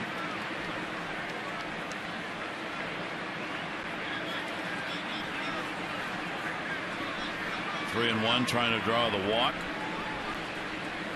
Get Kemp to the plate. You're in the 5th inning.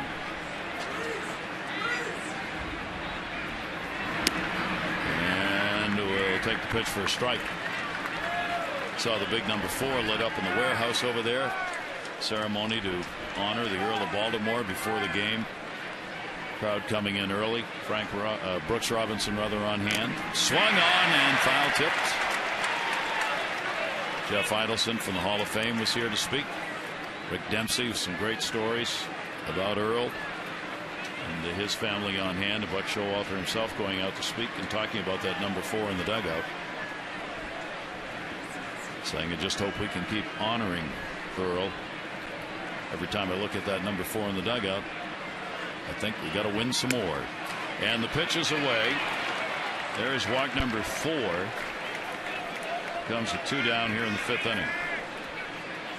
Oh, pretty good at bat right there by Punto, laying off that fastball in the outside corner. I don't think Wei and Chen really wanted to lose him to get to the middle of this lineup. 4 walks equals the high in Wei and Chen's MLB career. He's had 4 previously against Tampa Bay and against Oakland last year. Kemp. Ball 1 to him. He's trying to walk it into a fielder's choice, so smack dab into the middle of the Dodger order. Kemp with a 3 for 6 in the 2 games, but ever dangerous.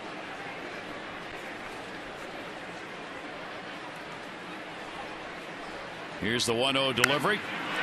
Puts it in the air. Dickerson going back in center, like 400 feet away, where he will make the catch. Also on hand to honor Earl Weaver today, his son, Mike Weaver, who spoke here at the ceremonies. Very touching and a real nice ceremony for Earl.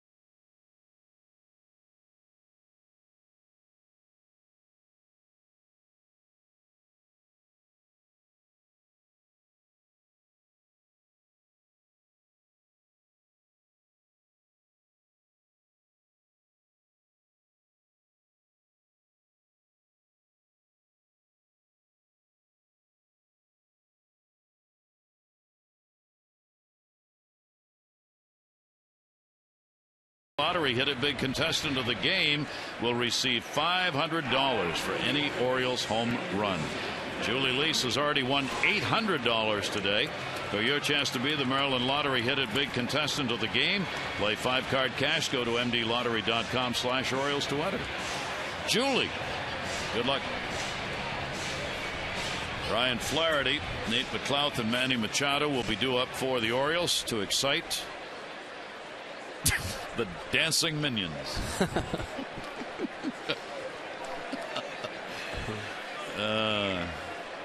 Flaherty flied out his first time up.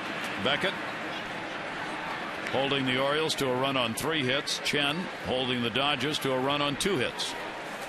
5 left on by the Dodgers, 4 so far by the Orioles, including a bases loaded 3rd inning situation. 1 ball, 1 strike count. Flaherty with a 1 for 4 lifetime off Beckett. Pretty good pitch count. Yeah, 65, mixing up his pitches pretty well. Pretty good pitchers duel right now. I mean, both pitchers looking for something to give. Kemp. Pretty much been the story of the Dodger season so far. Their pitchers ended the day with the 2nd best ERA in the National League, but they can't get any runs. So these games go along like this, and then they give up 2 or 3 runs, and the ball game's over. Right. And Beckett's been one of those who's taken the 0-2 mark, even though he's got a 3.26 ERA. Nate McLouth a single, and he is flied out. Beckett will get it in there for a strike. Nate now at 255 on the year. He's also picked up 7 walks.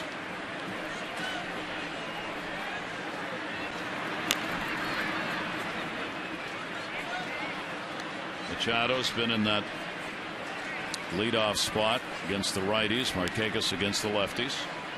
or McLouth rather.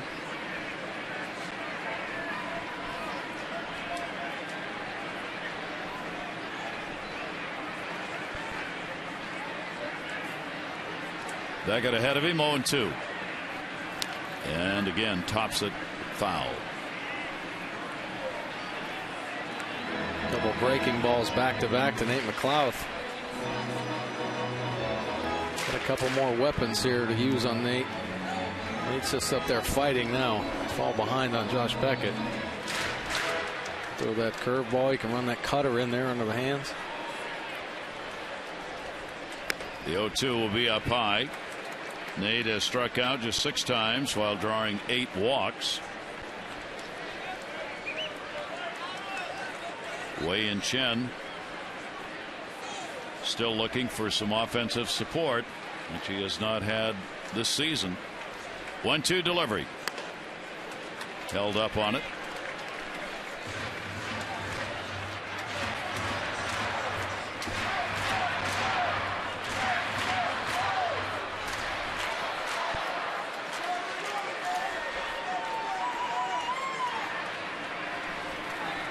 Two ball, 2 strike delivery. Beckett will come at him right here, and McLouth will foul it back. Right back with you tomorrow for the wrap-up game of this 3-game set with the Dodgers. Be on the air 1 o'clock for O's Extra, and 1:30 for the ball game. Jake Arrieta, Chad Billingsley are the scheduled starters. Billingsley 1-0, Arrieta 1-0. 2-2 delivery again, and McLouth works it full. Well, there's that cutter, and Nate's now seen every pitch in the book by Josh Beckett in this at bat. Quite a battle going on here.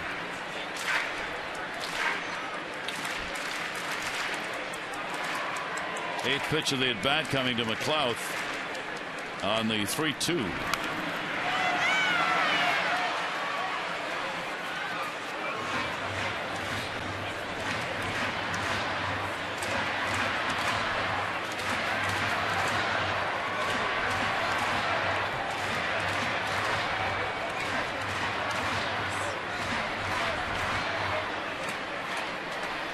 Pretty good battle joined right here.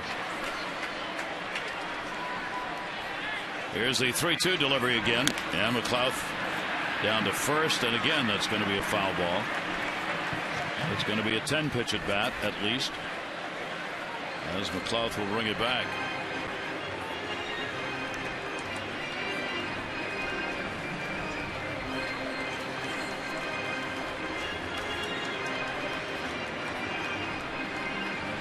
Orioles will have their 3-game stand coming up against Toronto Monday and Tuesday nights, and then a 12:30 game on Wednesday. 12:30 Wednesday. Team will be leaving for Oakland following that Wednesday game for the West Coast trip.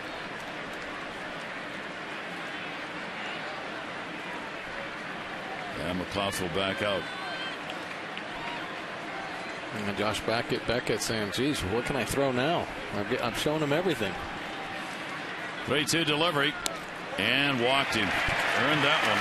Yeah, great at bat by Nate McLouth. Couple things accomplished there. Obviously getting on base, but jacking up that pitch count, now up to 76. Second walk surrendered by Beckett. Like Wei-Yin Chen, Beckett came in having walked only 3 in his 3 starts. Manny Machado was single, 1 for 2. He's had 1 hit, 6 at bats in the doubleheader. Orioles winning that opener 7-5 this afternoon.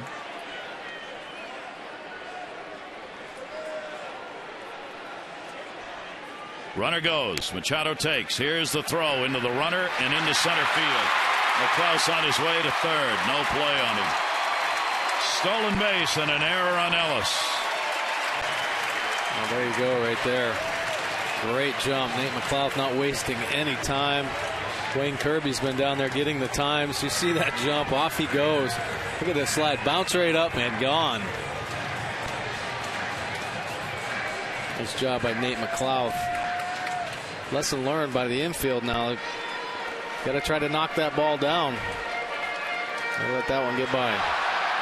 McLouth now 4 out of 5. The infield drawn in, 1 away, tie game. Manny Machado, opportunity to give the Orioles the lead. His single came his last time up.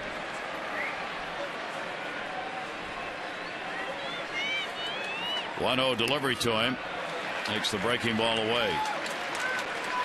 Well, there was a play earlier in this ball game when the Dodgers stole, and there's a ball in the dirt. Ryan Flaherty had to make a pick, and he kept that ball in the infield and kept the runner at second base. Well, that's a situation now. Nate McLouth on at third, ball in the dirt, could lead to another run, and the Orioles lead. 2 errors on the Dodgers in the game. Just trying to drive it somewhere, and a 2-ball 1-strike count.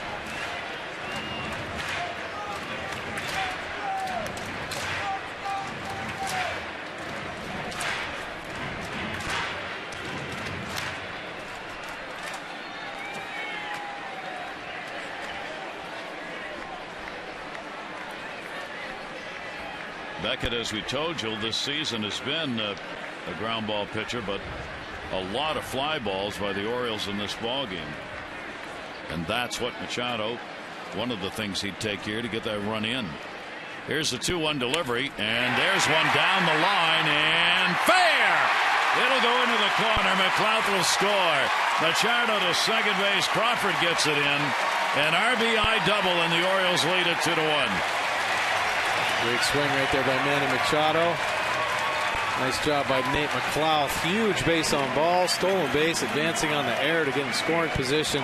And look at Manny. That's those long arms, man. That was a breaking ball. He reaches out and catches it out in front of the plate, able to keep it fair. Beautiful swing by Manny. 5th double this season. So Machado coming up against Beckett with a couple of hits in this game, and more importantly, a go-ahead RBI. Machado has now driven in 8 on the year, and the Orioles lead at 2-1, their 4th hit. And another chance for Markakis. Still only 1 away. Markakis in the air, right center field. Hairston was not deep. He'll get over there, though. Runner tags. Throw will come to the cutoff man. Markakis retired, 2 down.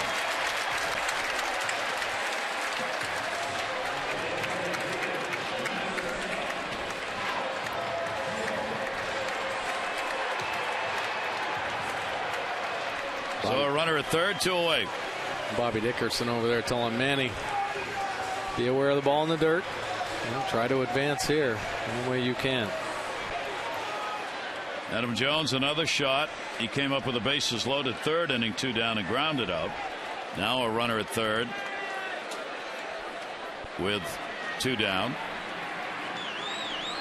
Orioles with a run in and a 2-1 lead. And Beckett's pitch away for a ball.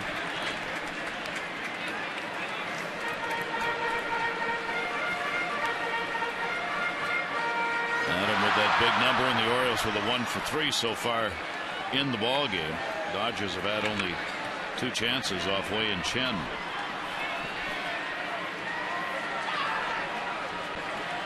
.1-0.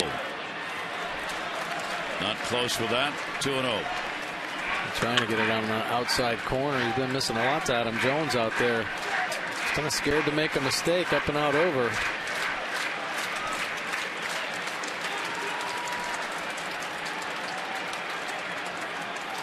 Adam in the 2 games, still after his first hit, 0 for 5. Here's the 2-0 delivery to him, and he got that one in the air to left field. Back warning track, back of the wall, and a running, can't get it. Crawford got a glove, couldn't get it, into second base, a double and an RBI for Jones, and the Orioles have a 3-1 lead.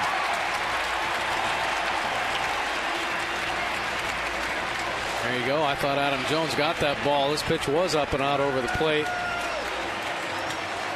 It just got off the label a little bit. Crawford gave chase, and he got there.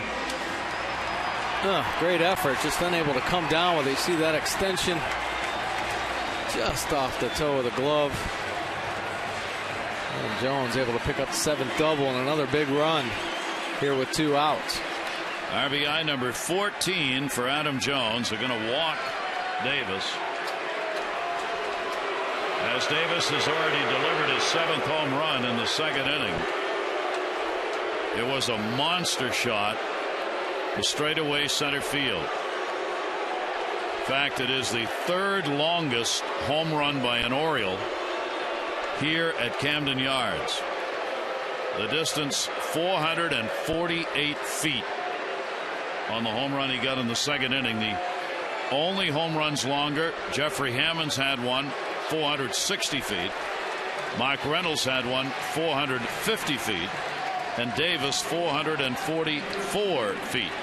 For the Orioles, 3rd longest in this ballpark.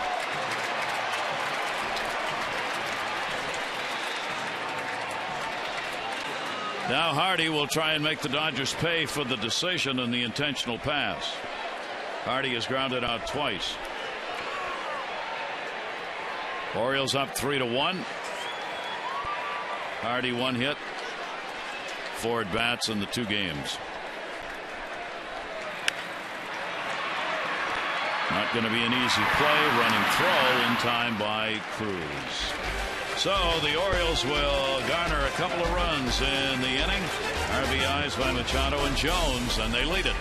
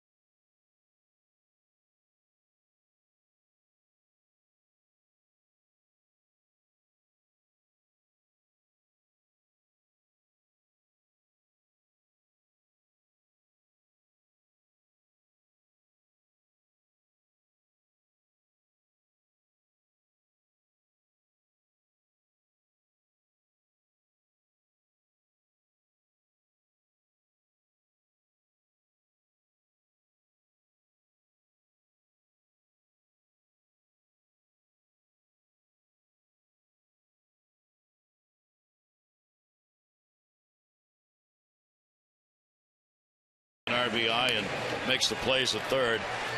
We kind of take it for granted now. I think Oriole fans watching him play, it's just going to happen every day, and it does. Right. Well, you do expect it. I mean, he's a great talent, but I'll tell you what, he works hard at it every day. He's out there early with Bobby Dickerson at third base, continuing to make himself better at third base. You saw him in this ball game, nestled up with Jim Presley, hitting coach. They're always talking the game. He just wants to make himself as good as he can possibly be. You think he's going to stay at third base rather than go back to short? Oh, I think there will be a time when he will move over to shortstop, but I don't see it in the immediate future. He's just playing too well. And for Wei and Chen, it's like an avalanche of runs. He's got a 2-run advantage, 3 in 1 game. Imagine that. Yeah, he's celebrating for sure. Chen goes to work in the 6th inning. Adrian Gonzalez, and a 2-0 count. Gonzalez has had an RBI and a sac fly, and he flied out to right field. 373 on the season for this outstanding hitter. And Chen will get that one in there on the corner. We've talked about the lack of run support. If you take a look on the long term for Wei and Chen, really phenomenal about the runs that he's not had. 2 ball, 1 strike count. And down to first base. And that will be handled easily for the out. Davis takes it to the bag. The Orioles are proud to join Major League Baseball in honoring Jackie Robinson. Last Tuesday, each player and coach wore number 42. Now you can join in the honor by bidding on these game-worn jerseys at Orioles.com. Each jersey has been autographed by the player who wore it. Proceeds benefit the Orioles Charitable Foundation and the Jackie Robinson Foundation. The bidding closes Tuesday at midnight. Visit Orioles.com/auction right now and make your bid. That ball into left field. That's going to fall in for a base hit. So Hairston is on with a one-out single here in the 6th inning. He's got 2 hits in the ball game, 2 for 3 for Hairston. Yeah, some really good swings by Jerry Hairston. Not much playing time, but taking advantage of an opportunity now. So the Dodgers get the potential tying run to the plate in a home run hitter. Andre Ethier. Bullpen action. Tommy Hunter. And Ethier will take the off-speed breaking ball for a strike.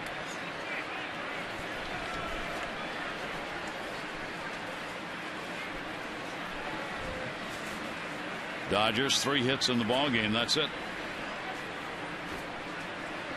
Hairston with 2 of them. Nick Punto with the base hit the other. No extra base hits. The only runner they've stranded in scoring position was in the 1st inning.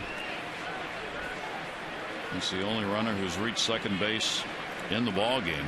Kemp reached on a fielder's choice and stole second. 1-1. That's down the line, and that is a foul ball. We're talking about Chen and the run support. In his last 27 starts by Chen, the Orioles have scored 3 or fewer runs in 19 of those 27 while he's been in the game. That's tough. I mean, that's a long stretch. Yeah, it really is. It is, and especially when you think about this Orioles offense, how productive they were last year. Just bad timing. 1-2 delivery on the way and a ground ball towards short. Hardy. Double play. No runs, 1 hit, no errors, nobody left on base, only 3 faced in the 6th inning. Chen gets him down, and it's 3-1 O's.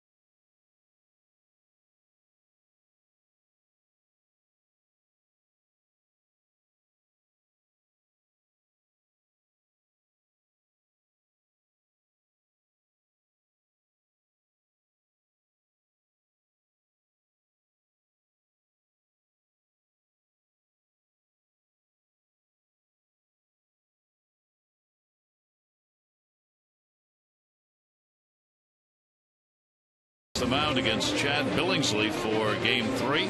Our coverage on Massa begins at 1 with O's Extra presented by Geico, followed by our game coverage 1:30 on Masson and WJC. All the access you need right here on Masson. And a really great interview. Jim Hunter had an opportunity to sit down with both Don Mattingly and Buck Showalter and talk to them, 2 who've been involved in the baseball battles and growth for some time, as Buck Showalter managed Mattingly in New York after having played in the minor leagues with Mattingly.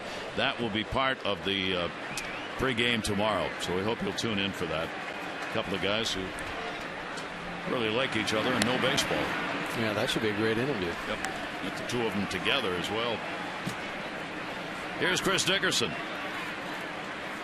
Dickerson reached on an error and is flied to center field. Starter Josh Beckett for the Dodgers on the mound. 3 walks, 1 intentional, couple of strikeouts. 0-1 delivery, foul tipped into the mitt.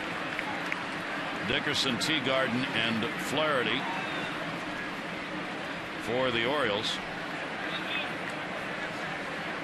Gonzalez sac fly RBI first inning is the only Dodger run. Chris Davis the long home run solo shot, then the RBI doubles by Manny Machado and Adam Jones accounting for the Orioles 3. Here's the 0-2 delivery and a breaking ball. 3 strikeouts by Beckett. Well, this curve really put Josh Beckett on the map, of course, along with a power fastball. A great breaking ball, late break at the bottom of the zone. Dickerson just trying to fight this one off. Can't quite get to it. Nissan Pitch Strike, your best choice for a new car. Nissan at Nissan's Best Choice Sales Event. Choose from our best ever lineup of fuel efficient vehicles. Shop ChooseNissan.com. Offers end April 30. Taylor Teagarden, he is flied out, struck out, pops it back.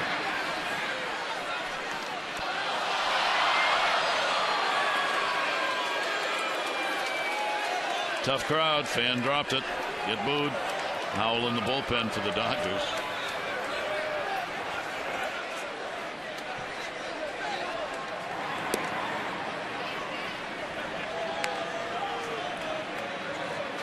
One ball, 1 strikeout.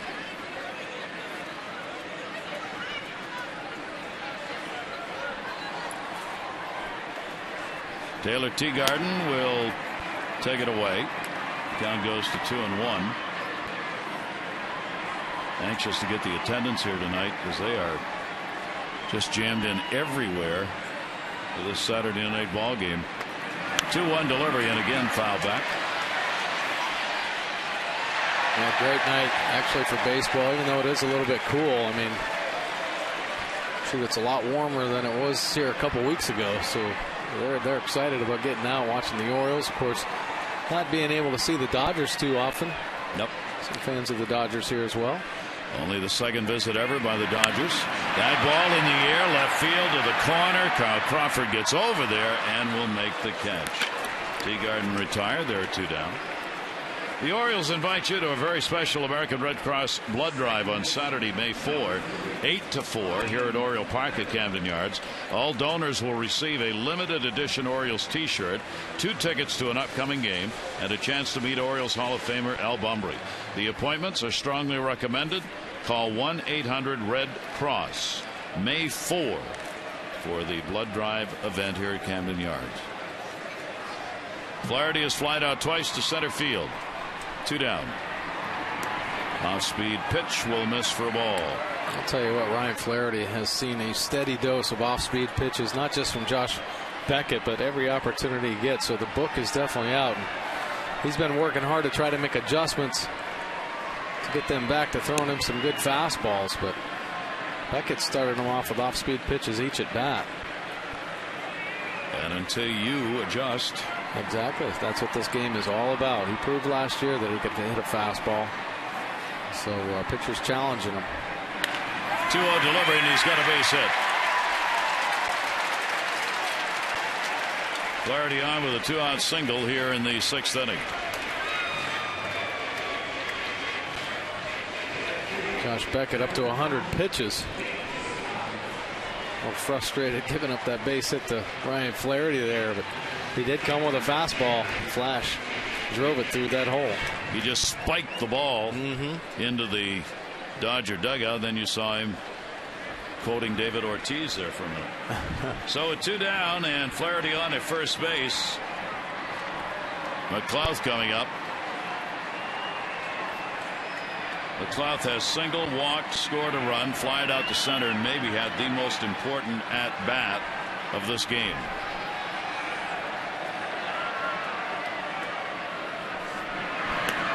pitch up high for a ball. In the 5th inning, McLeod fell behind Beckett, battled him to draw a walk. Ended up stealing second. Throwing error by the catcher moved him over to third, and he would be one of the 2 runs to score in that inning and really opened it up. It's just a great at bat. 1-0 delivery. Beckett gets the high strike call, 1-1.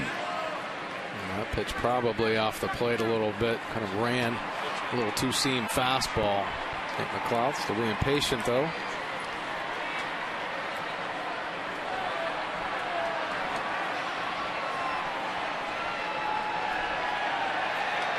And the throw over gets him back. That at bat we were talking about in the 5th inning, it was a 10-pitch at bat that McLeod had after falling behind in the count in order to get on with that walk and begin the inning. It was the best at bat of the ball game, and Orioles were able to take advantage of it. 1-1. That's going to go to left. Crawford a long way to go, and he's not going to get there. Flaherty will stop at second.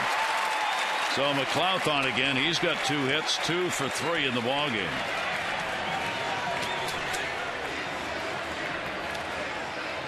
When you see a bunch of pitches from a pitcher, the advantage in the next few at bats goes to the hitter because he's well aware of what he's got, just more familiar with everything, and he's able to fight that pitch off for a nice single down the left field line. Don Mattingly is on his way to the mound. And J.P. Howell looks like he's going to be coming into the ball game.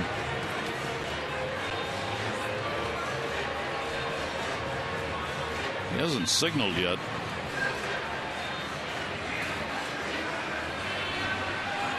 And he's not going to. Just making sure he's all right. Pitch count up over 100, 103 pitches. Just want to know how he's feeling. You know, if he feels like he's laboring through. Of course, there aren't many pitchers that are going to be totally honest, and Josh Beckett is a great competitor. So he wants to try to go as deep into this game as he can. Orioles with runners on at first and second. There are 2 away. Manny Machado, the RBI double his last time up. Now another chance with 2 on. 7 hits for the Orioles, out hitting the Dodgers 7-3. And Machado takes it for a strike. Manny 2 for 3 in the ball game.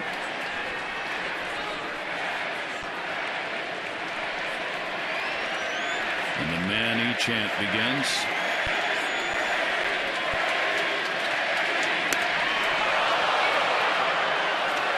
Did not go around as he tried to get away. Almost into the Dodger dugout. Yeah, a little check swing on a fastball running up and in on him. Take a look at it. Josh Beckett lets this one go, and that chases him as he holds up his swing almost. Works his way back towards the Dodger dugout. Everybody checking. But no, he didn't go.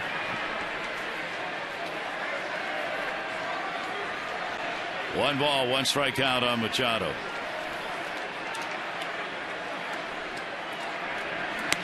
And up high with a fastball. Still getting some umph on it, throwing up at that 91-mile-an-hour range. Count goes to 2-1. Close ball game. Beckett's really had to work in it, as has Chen, but even more so now with the Dodgers down by 2. 2-1 delivery. Machado back into the screen. You know, really being aggressive with his fastball since Don Mattingly came out, wanting to know how he was doing. He said, hey, look, check it out. Watch me throw these fastballs up there. Low 90s.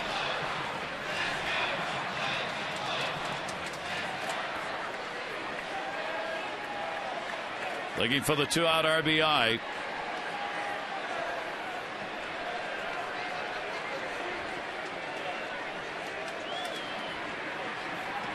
Beckett trying to freeze him, and Machado will ask for the timeout.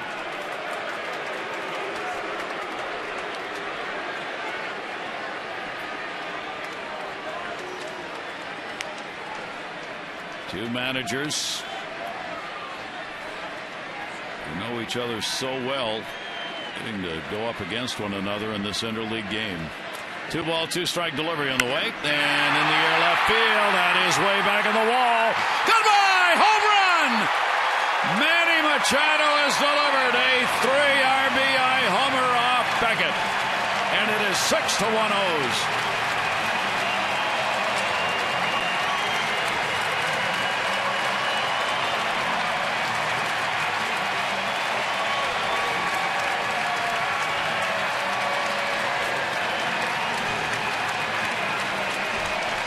This time Mattingly will come get him.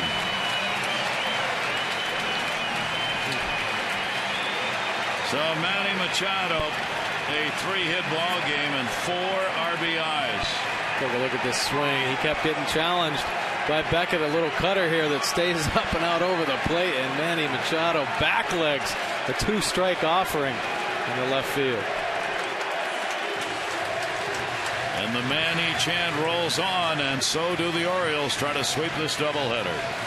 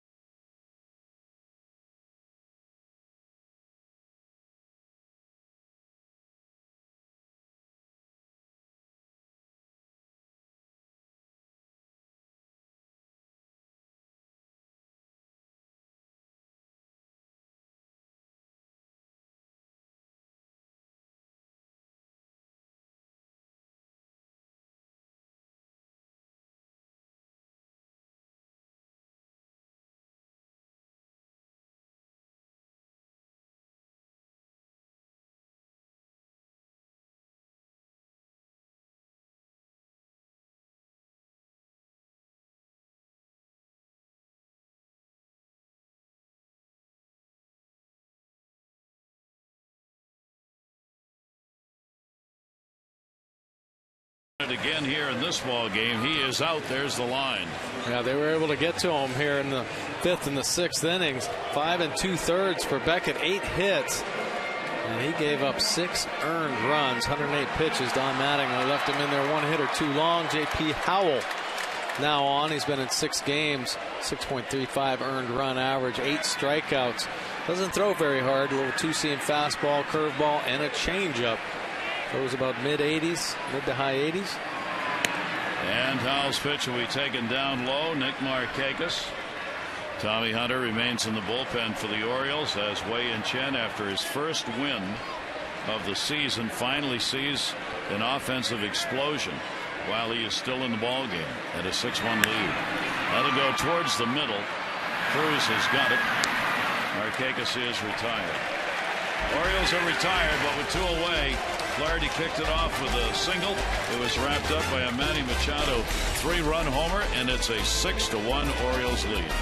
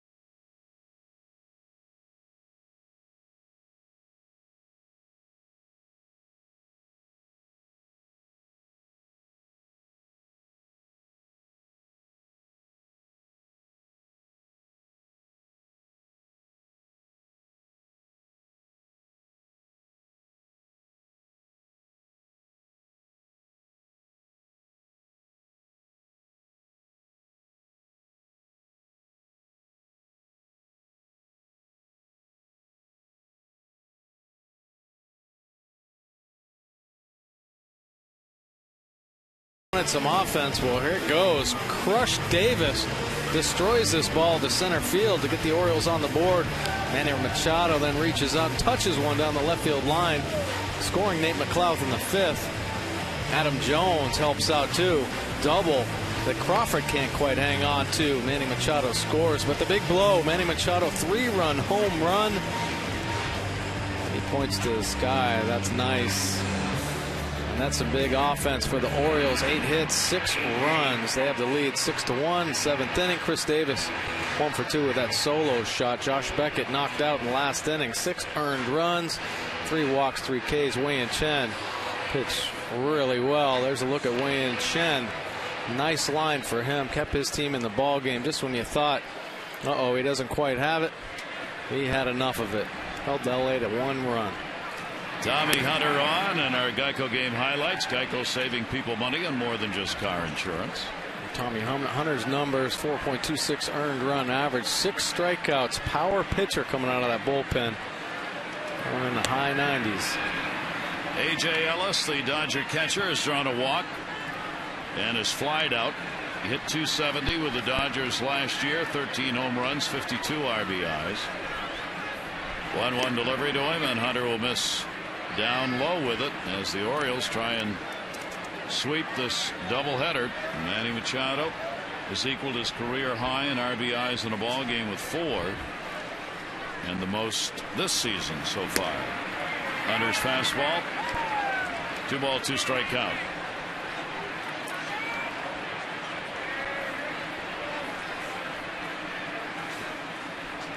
And Chen, a chance to get a W. That's going to be a base hit in the center field. So Ellis is on with a leadoff single in the 7th for the Dodgers. They have not had an extra base hit in the ball game. 2 singles by Hairston, 1 by Quinto, and 1 by Ellis. Uribe has an 0 for 2. He has struck out swinging twice.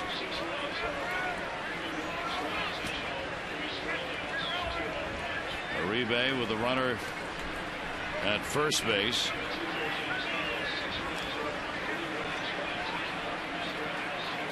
Uribe stepped out, so Hunter stepped off.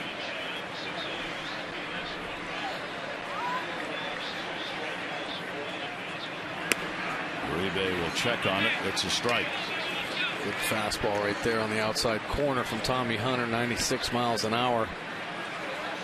Actually made a pretty good pitch to Ellis, a little breaking ball down and away, and he just reached out, fought for it with 2 strikes, picked up a base hit. Here's the 0-1 delivery, popped him up. Shortstop Hardy.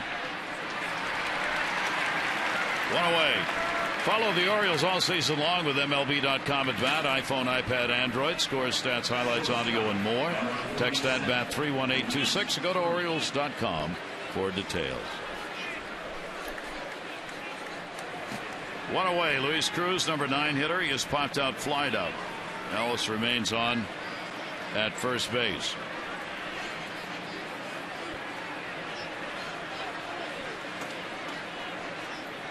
Cruz with the 0 for 5 in the 2 games today.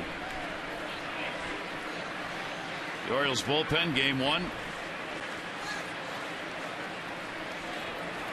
Game on and held in as the Orioles got the 7-5 victory. That ball popped up and will head into the seats. Pedro Strop, 3rd of an inning, charged with a run on a hit. Brian Mattis worked an inning, 1 strikeout.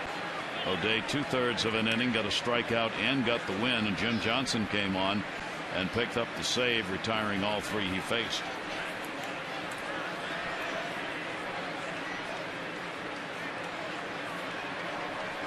Oh-2 on Cruz.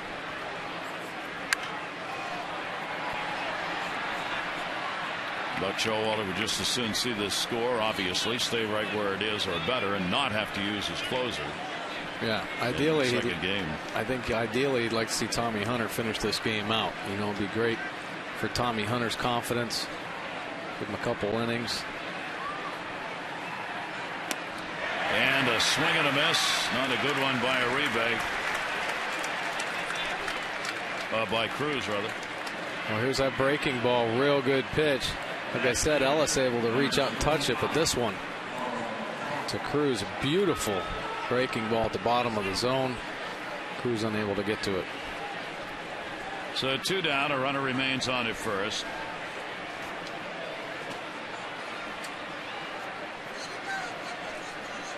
Top of the order, Crawford will miss away. Crawford hit by a pitch scored in the first, has walked and flied out. That's been the offense for the Dodgers in this ball game in the first inning.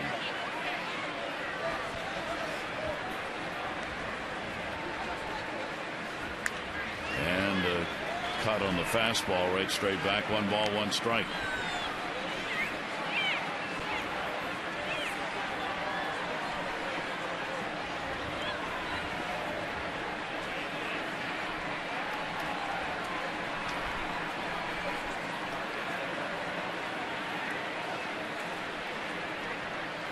Crawford tied up on the inside corner to him.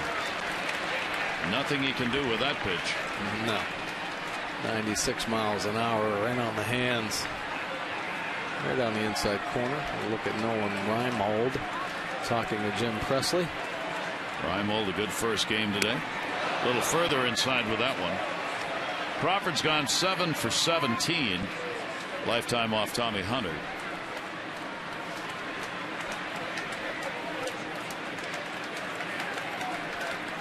Two balls and 2 strikes.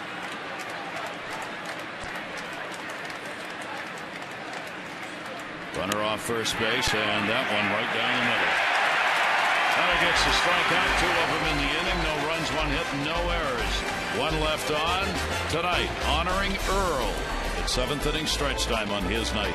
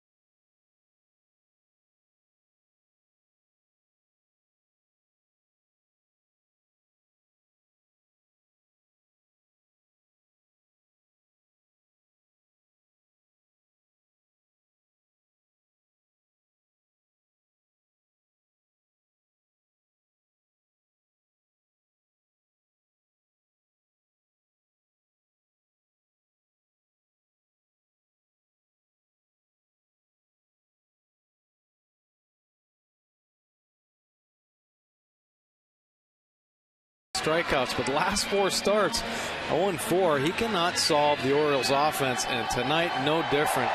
5 2/3 innings, 8 hits, 6 earned runs. Could have 3 strikeouts, but boy, it's been rough for Josh Beckett against the O's here in his last 5 outings. J.P. Howe will stay on the mound coming out of the bullpen in relief to get the final out in that last inning. Jones, Davis, and Hardy are due up for the Orioles. Adam Jones got the RBI double his last time up. He's 1 for 3 in the ball game, 1 for 6 in the doubleheader.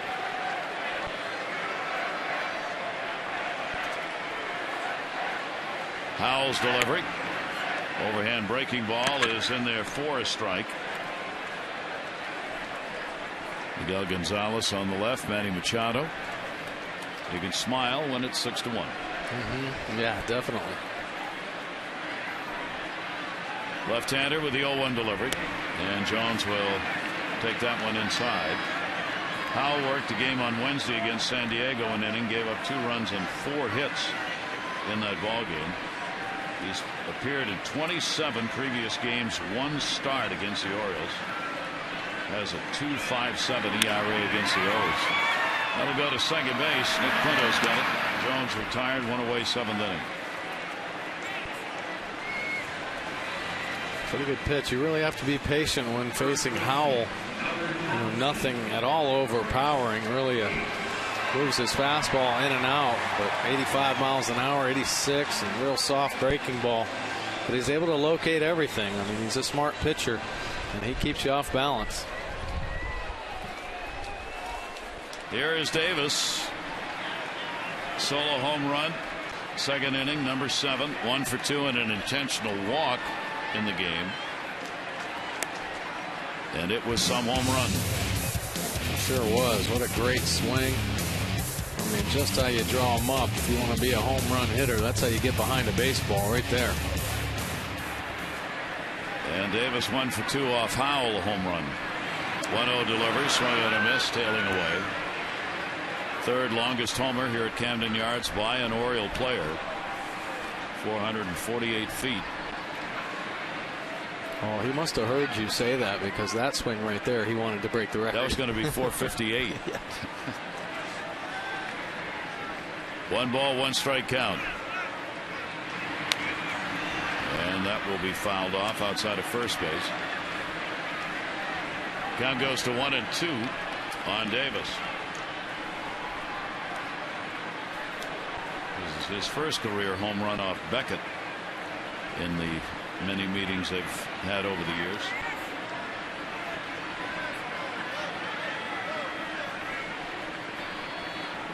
Beckett has now given up 6 home runs in the 4 starts he's had.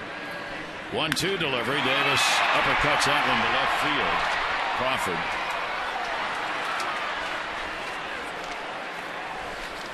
This copyrighted telecast presented by authority of the Orioles may not be reproduced or retransmitted in any form, and the accounts and descriptions of this game may not be disseminated without the express written consent of the Orioles.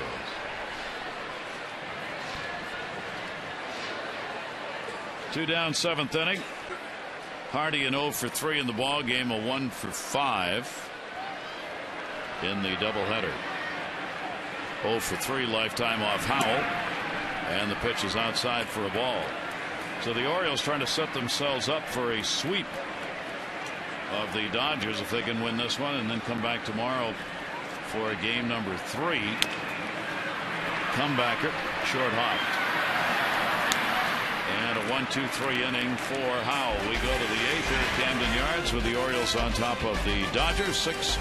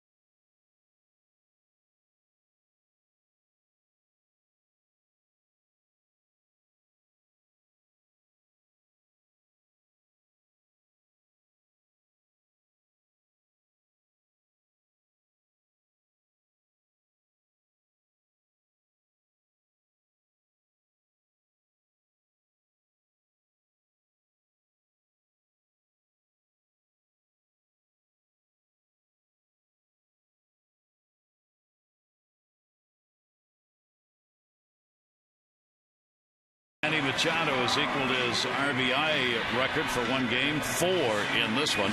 Chris Davis with that long home run, his 7th of the year. And Wei-Yin Chen, 6 innings, 1 run, 3 hits, could be the winning pitcher. Text in your vote, A, B, or C, 31826.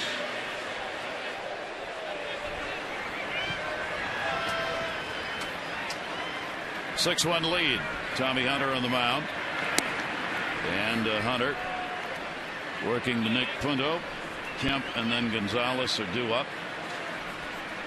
The Orioles, if they can win this game, will be looking for their first sweep of the year. Orioles 3-2 in series so far. And a chance maybe to take 3 from the Dodgers. Nick Punto with a single, 1 for 2 and a walk. 2 ball, 1 strike count. Well, it's nice to see him get on a little bit of a roll, playing some more consistent baseball here. That big win against Tampa Bay, the extra inning win, really kind of catapulted them into this doubleheader here, playing some good baseball on the first game and then here in the second game to this point. Nick Punto gets the leadoff single in the 8th inning, so he's got a 2 for 3 in the ball game. But again, all of the Dodger hits have been singles, 5 of them. And they've left only 1 runner, had only 1 runner at second base, and you got to go all the way back to the first inning of the ball game for that. So the offense just has not been there.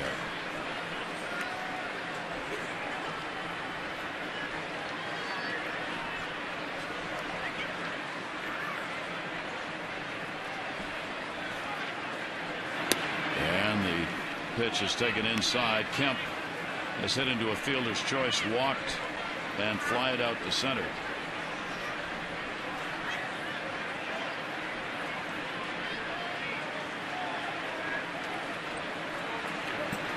One 0. And after one up high and a 1 ball, 1 strike count on Kemp.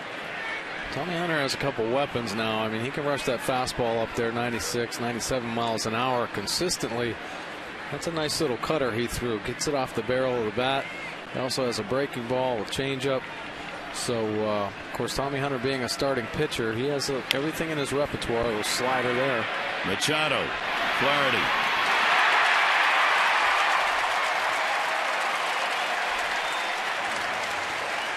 Two down. A great double play turn right there by the Orioles. Look at Manny Machado moving his feet.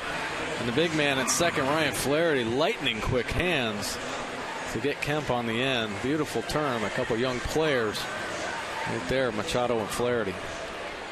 So 2 down here in the 8th inning. Gonzalez up 0 for 2 and a sacrifice fly for the lone Dodger RBI. And he will take the pitch for a ball up high.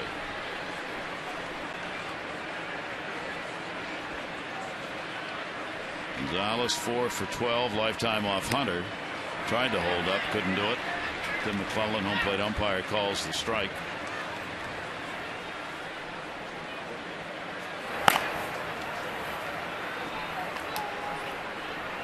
Some bullpen action for the Dodgers. Matt Gurrier. 1-1 delivery is inside. The work by Chen and Hunter can really save the Orioles pitching staff if they can finish this off, as Mike said, with Hunter finishing this up. Well, that would be really a scripted finish for the Orioles. The second game of the doubleheader off the end of the bat and foul.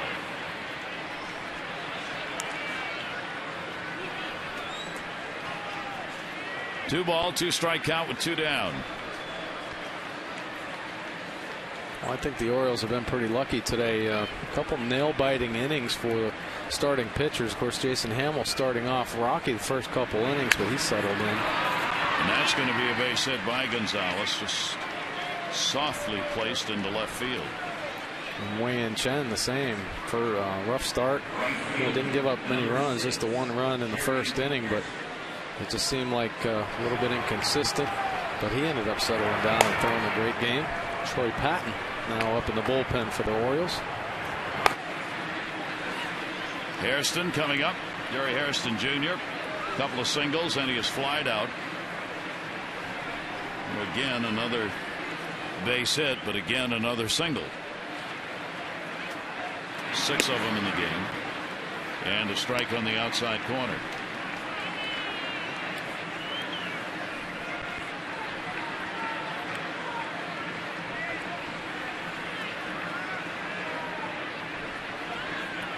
On delivery.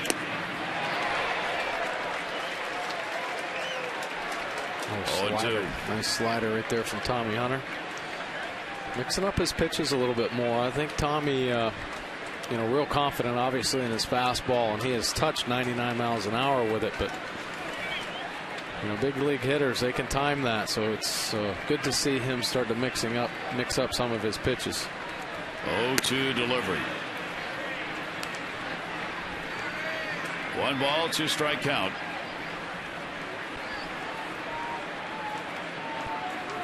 As Mike Schmidt said, and I paraphrase, I can hit a speeding freight train if you let me see it enough. Meaning, I don't care how hard you throw, if I can get a couple of looks at it, I'll hit it. And that's generally true for major league hitters, as you say, Mike. 1 ball, 2 strike count.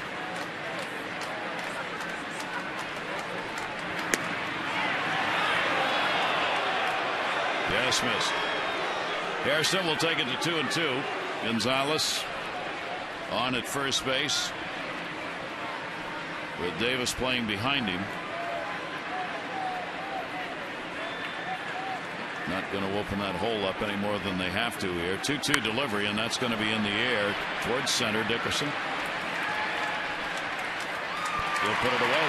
No runs, 2 hits, no errors, 1 left on base. Bottom half of the 8th inning at Camden Yards. Orioles won the first one, trying to make a sweep of it.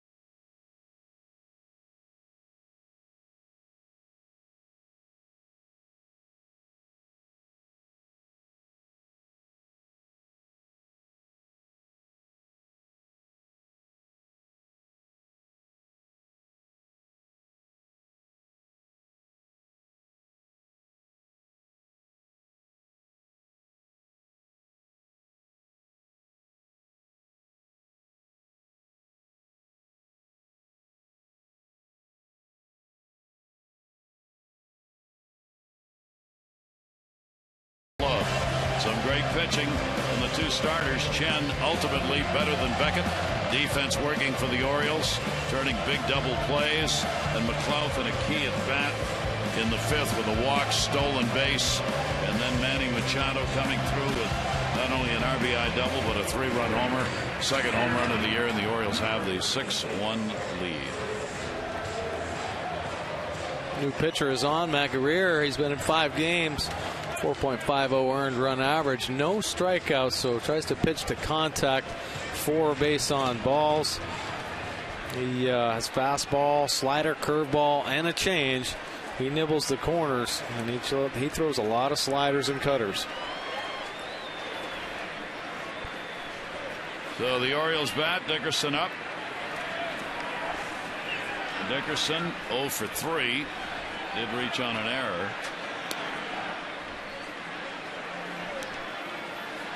And we'll take that pitch for a strike. Teagarden and Flaherty are due up for the Orioles.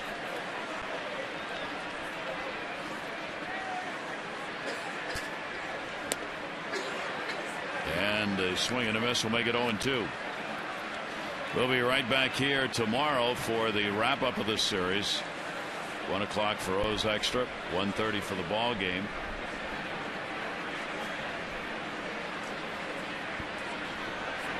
Guerrero's delivery will be grounded down to first base, foul. Well, the crowd here tonight, and it is a sellout, 45,248, 45,248. A walk-up of over 10,000 fans tonight. Wow. A walk-up sale.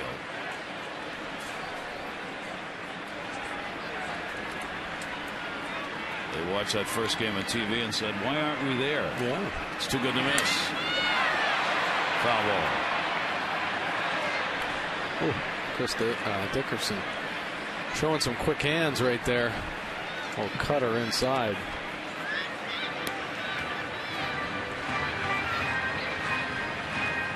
And in honor of Earl, many showed up early for the ceremony prior to game number 2.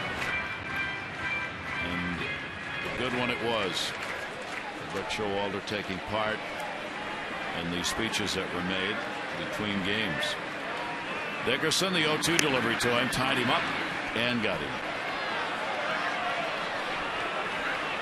Guerrero gets the strikeout. For every Orioles walk this season, Care First Blue Cross Blue Shield will contribute $50 to support the Y of Central Maryland's Fit and Fun program. To date, the Orioles have 53 walks, total of $2,650. Care First Blue Cross Blue Shield encourages each of us to take that first step towards a healthier and more active lifestyle. Taylor Teagarden to second base. Nick Punto.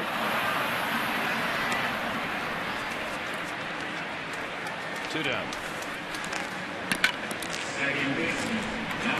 So Beckett on the line for the loss. 6 runs, 8 hits, 5 2/3 innings. Chen to be the winner if the Orioles hang on. A run on 3 hits over 6. Ryan Flaherty up, singled, 6th inning, scored. 1 for 3.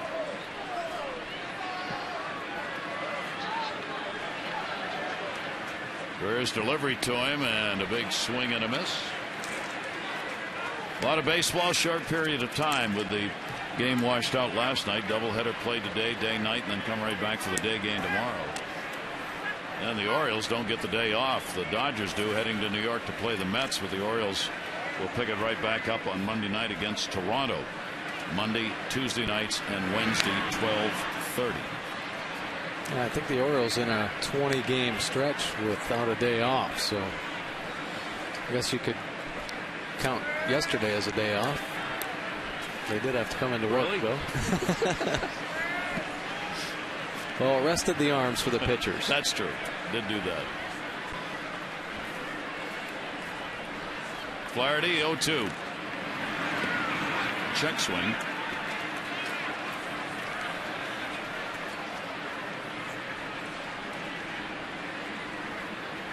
Davis with a long crush in this game. 7th home run and an RBI. 4 RBIs. Manny Machado. 2 runs scored by both McLeod and Machado.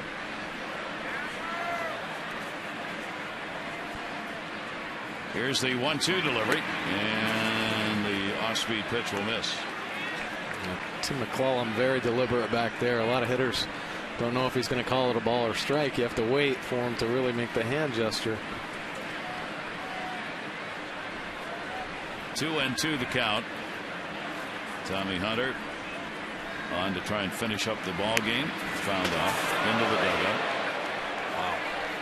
Right over the railing.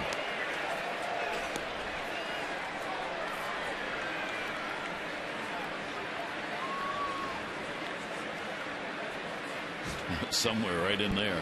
Yep. Between Lopes and Mattingly. Yeah. 2-2 delivery again, and Flaherty will go down swinging. So Guerrero gets a strikeout, retires the side in order. Orioles 3 outs away from a W.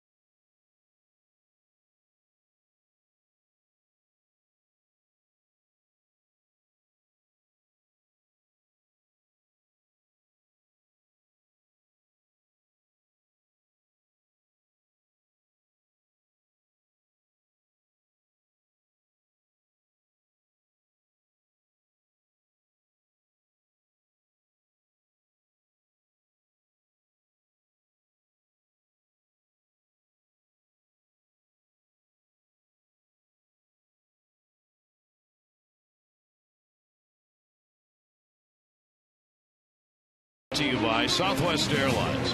Find our fares online only at southwest.com. Ninth inning. Orioles with a 6-1 lead, and Tommy Hunter will work into his third inning of relief. And we'll start it out against Andre Ethier. Ethier 0 for 3 in this game, 1 for 6, a home run in the doubleheader. Hunter's previous high this season, innings pitched, had been 2 against Tampa Bay. He's trying to get 3 in here. That is a foul ball. Well, this would be a great outing for Tommy. It already has been a great outing, but if he can complete this game, finish it out, great for his confidence. You know, there are a couple heartbreakers because Tommy's been throwing the ball well, but unfortunately a couple home runs have really added to that earned run average, and he's been working hard. So this will be a good way to lower his earned run average and obviously build that confidence back up. Great job by Chen and Hunter, limiting the Dodgers to just singles. 6 of them. 1 runner to second base, first inning. 1 ball, 1 strike count. And that will be fouled back, 1-2. Ethier, Ellis, and Uribe are due up for the Dodgers. If they lose this game, the Dodgers will have a 6-game losing streak. And the Orioles will set themselves up for an attempt at a sweep of this series tomorrow. And that's going to be up high.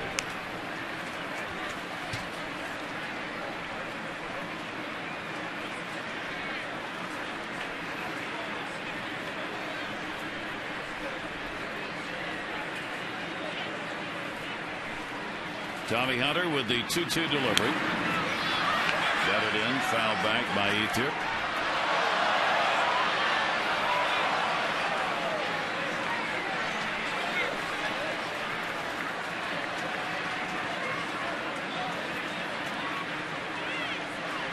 And again, the problem for the Dodgers in this game, it's the offense. Ground ball to short. Hardy squares. Nice pick. A little help from Davis over there on that one. Updating you in the voting for the AT&T Player of the Game. Manny Machado on top right now. You still have time to cast your vote. A, B, or C, 31826. And results coming up on the O's Extra postgame show. Our Twitter chatter. Steve Molesky, Masson. Last year Machado hit 11 homers in 109 AA games. He now has 9 in 68 big league games. Nice. Steve Molesky would definitely know that. You just needed to see some major league pitching.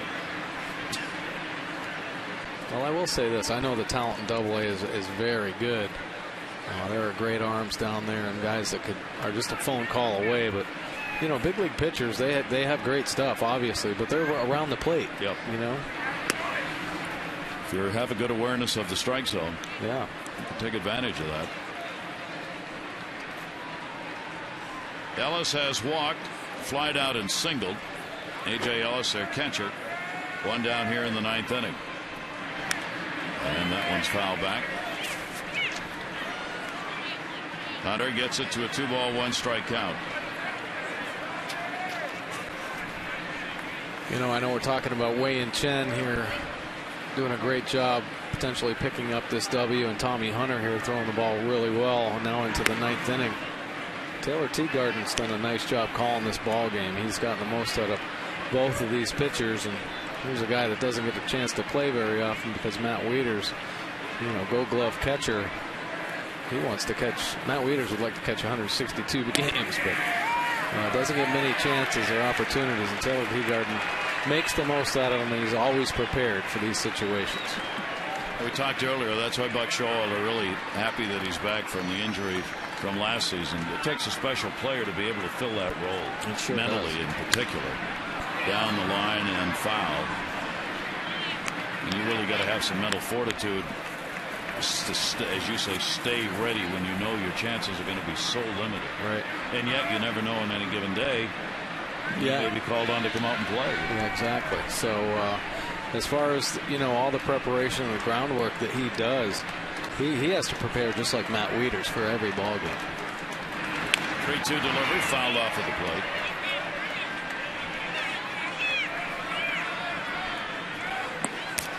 One away. Sellout crowd seeing the Orioles put some runs up on the board here in game 2. And a chance to sweep the day-night doubleheader. 3 ball, 2 strike count. And again fouled off. Ellis not going to give up the at-bat.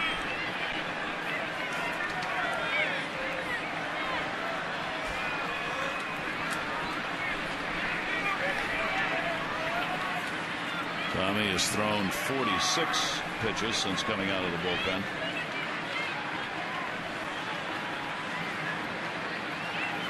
Three-two delivery again, and drew the walk. Tough one. Yeah, pretty good pitch right there. It's been a strike tonight. There's a few calls on this pitch that have been a strike. Tommy 96 miles an hour dotting that down and away corner, and it indeed caught that box. So Patton will get back up, and Uribe will come to the plate. Uribe has struck out twice and popped out. 1 down, 1 on. And the fastball up high for a ball. As we said, this is the longest that Hunter has gone in a game this season. 17th is when he pitched the 2 innings against Tampa Bay. 1-0 delivery, backed him off, and a 2-0 count. And Ricciardero will come out and have a chat with Tommy Hunter. Let's get him settle him down just for a little bit. Tommy, I think, might have been a little upset about not getting that strike 3 call on Ellis. We'll take a little breath, get back into this count.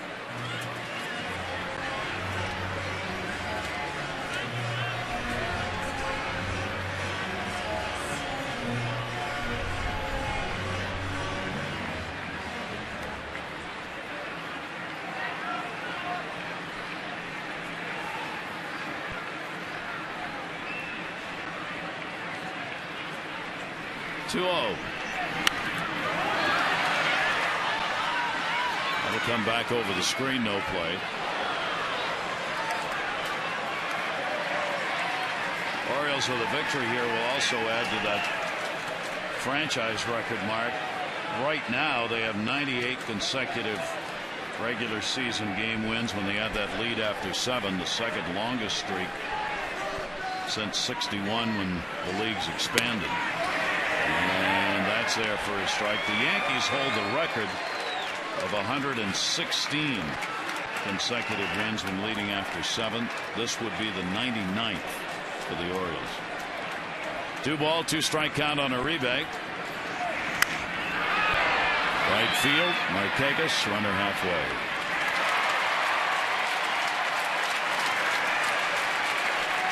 This cool air, ball not traveling quite as well. Only a couple guys have been able to cut it through this chill. Chris Davis obviously being one, and Manny Machado.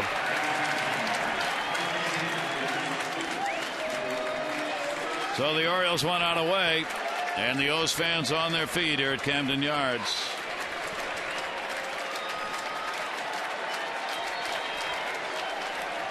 As Tommy Hunter looks to finish it off and have 3 complete innings. Skip Schumacher is the pinch hitter. And Schumacher down the line and foul. Schumacher on for Luis Cruz, who had an 0 for 3. Schumacher had the start in the first game of the doubleheader. Ended up with an 0 for 3 and a walk, and will take the pitch for a strike. Nice little backdoor slider from Tommy Hunter. Really pitching well tonight, mixing up all of his pitches. Good sign. He's given up just 3 hits, 3 innings, all singles. Schumacher, and that's the ball game. Ryan Flaherty hauls it in. And the Orioles take the doubleheader from the Dodgers, winning this one by a score of 6-1, and the opener by a score of 7-5.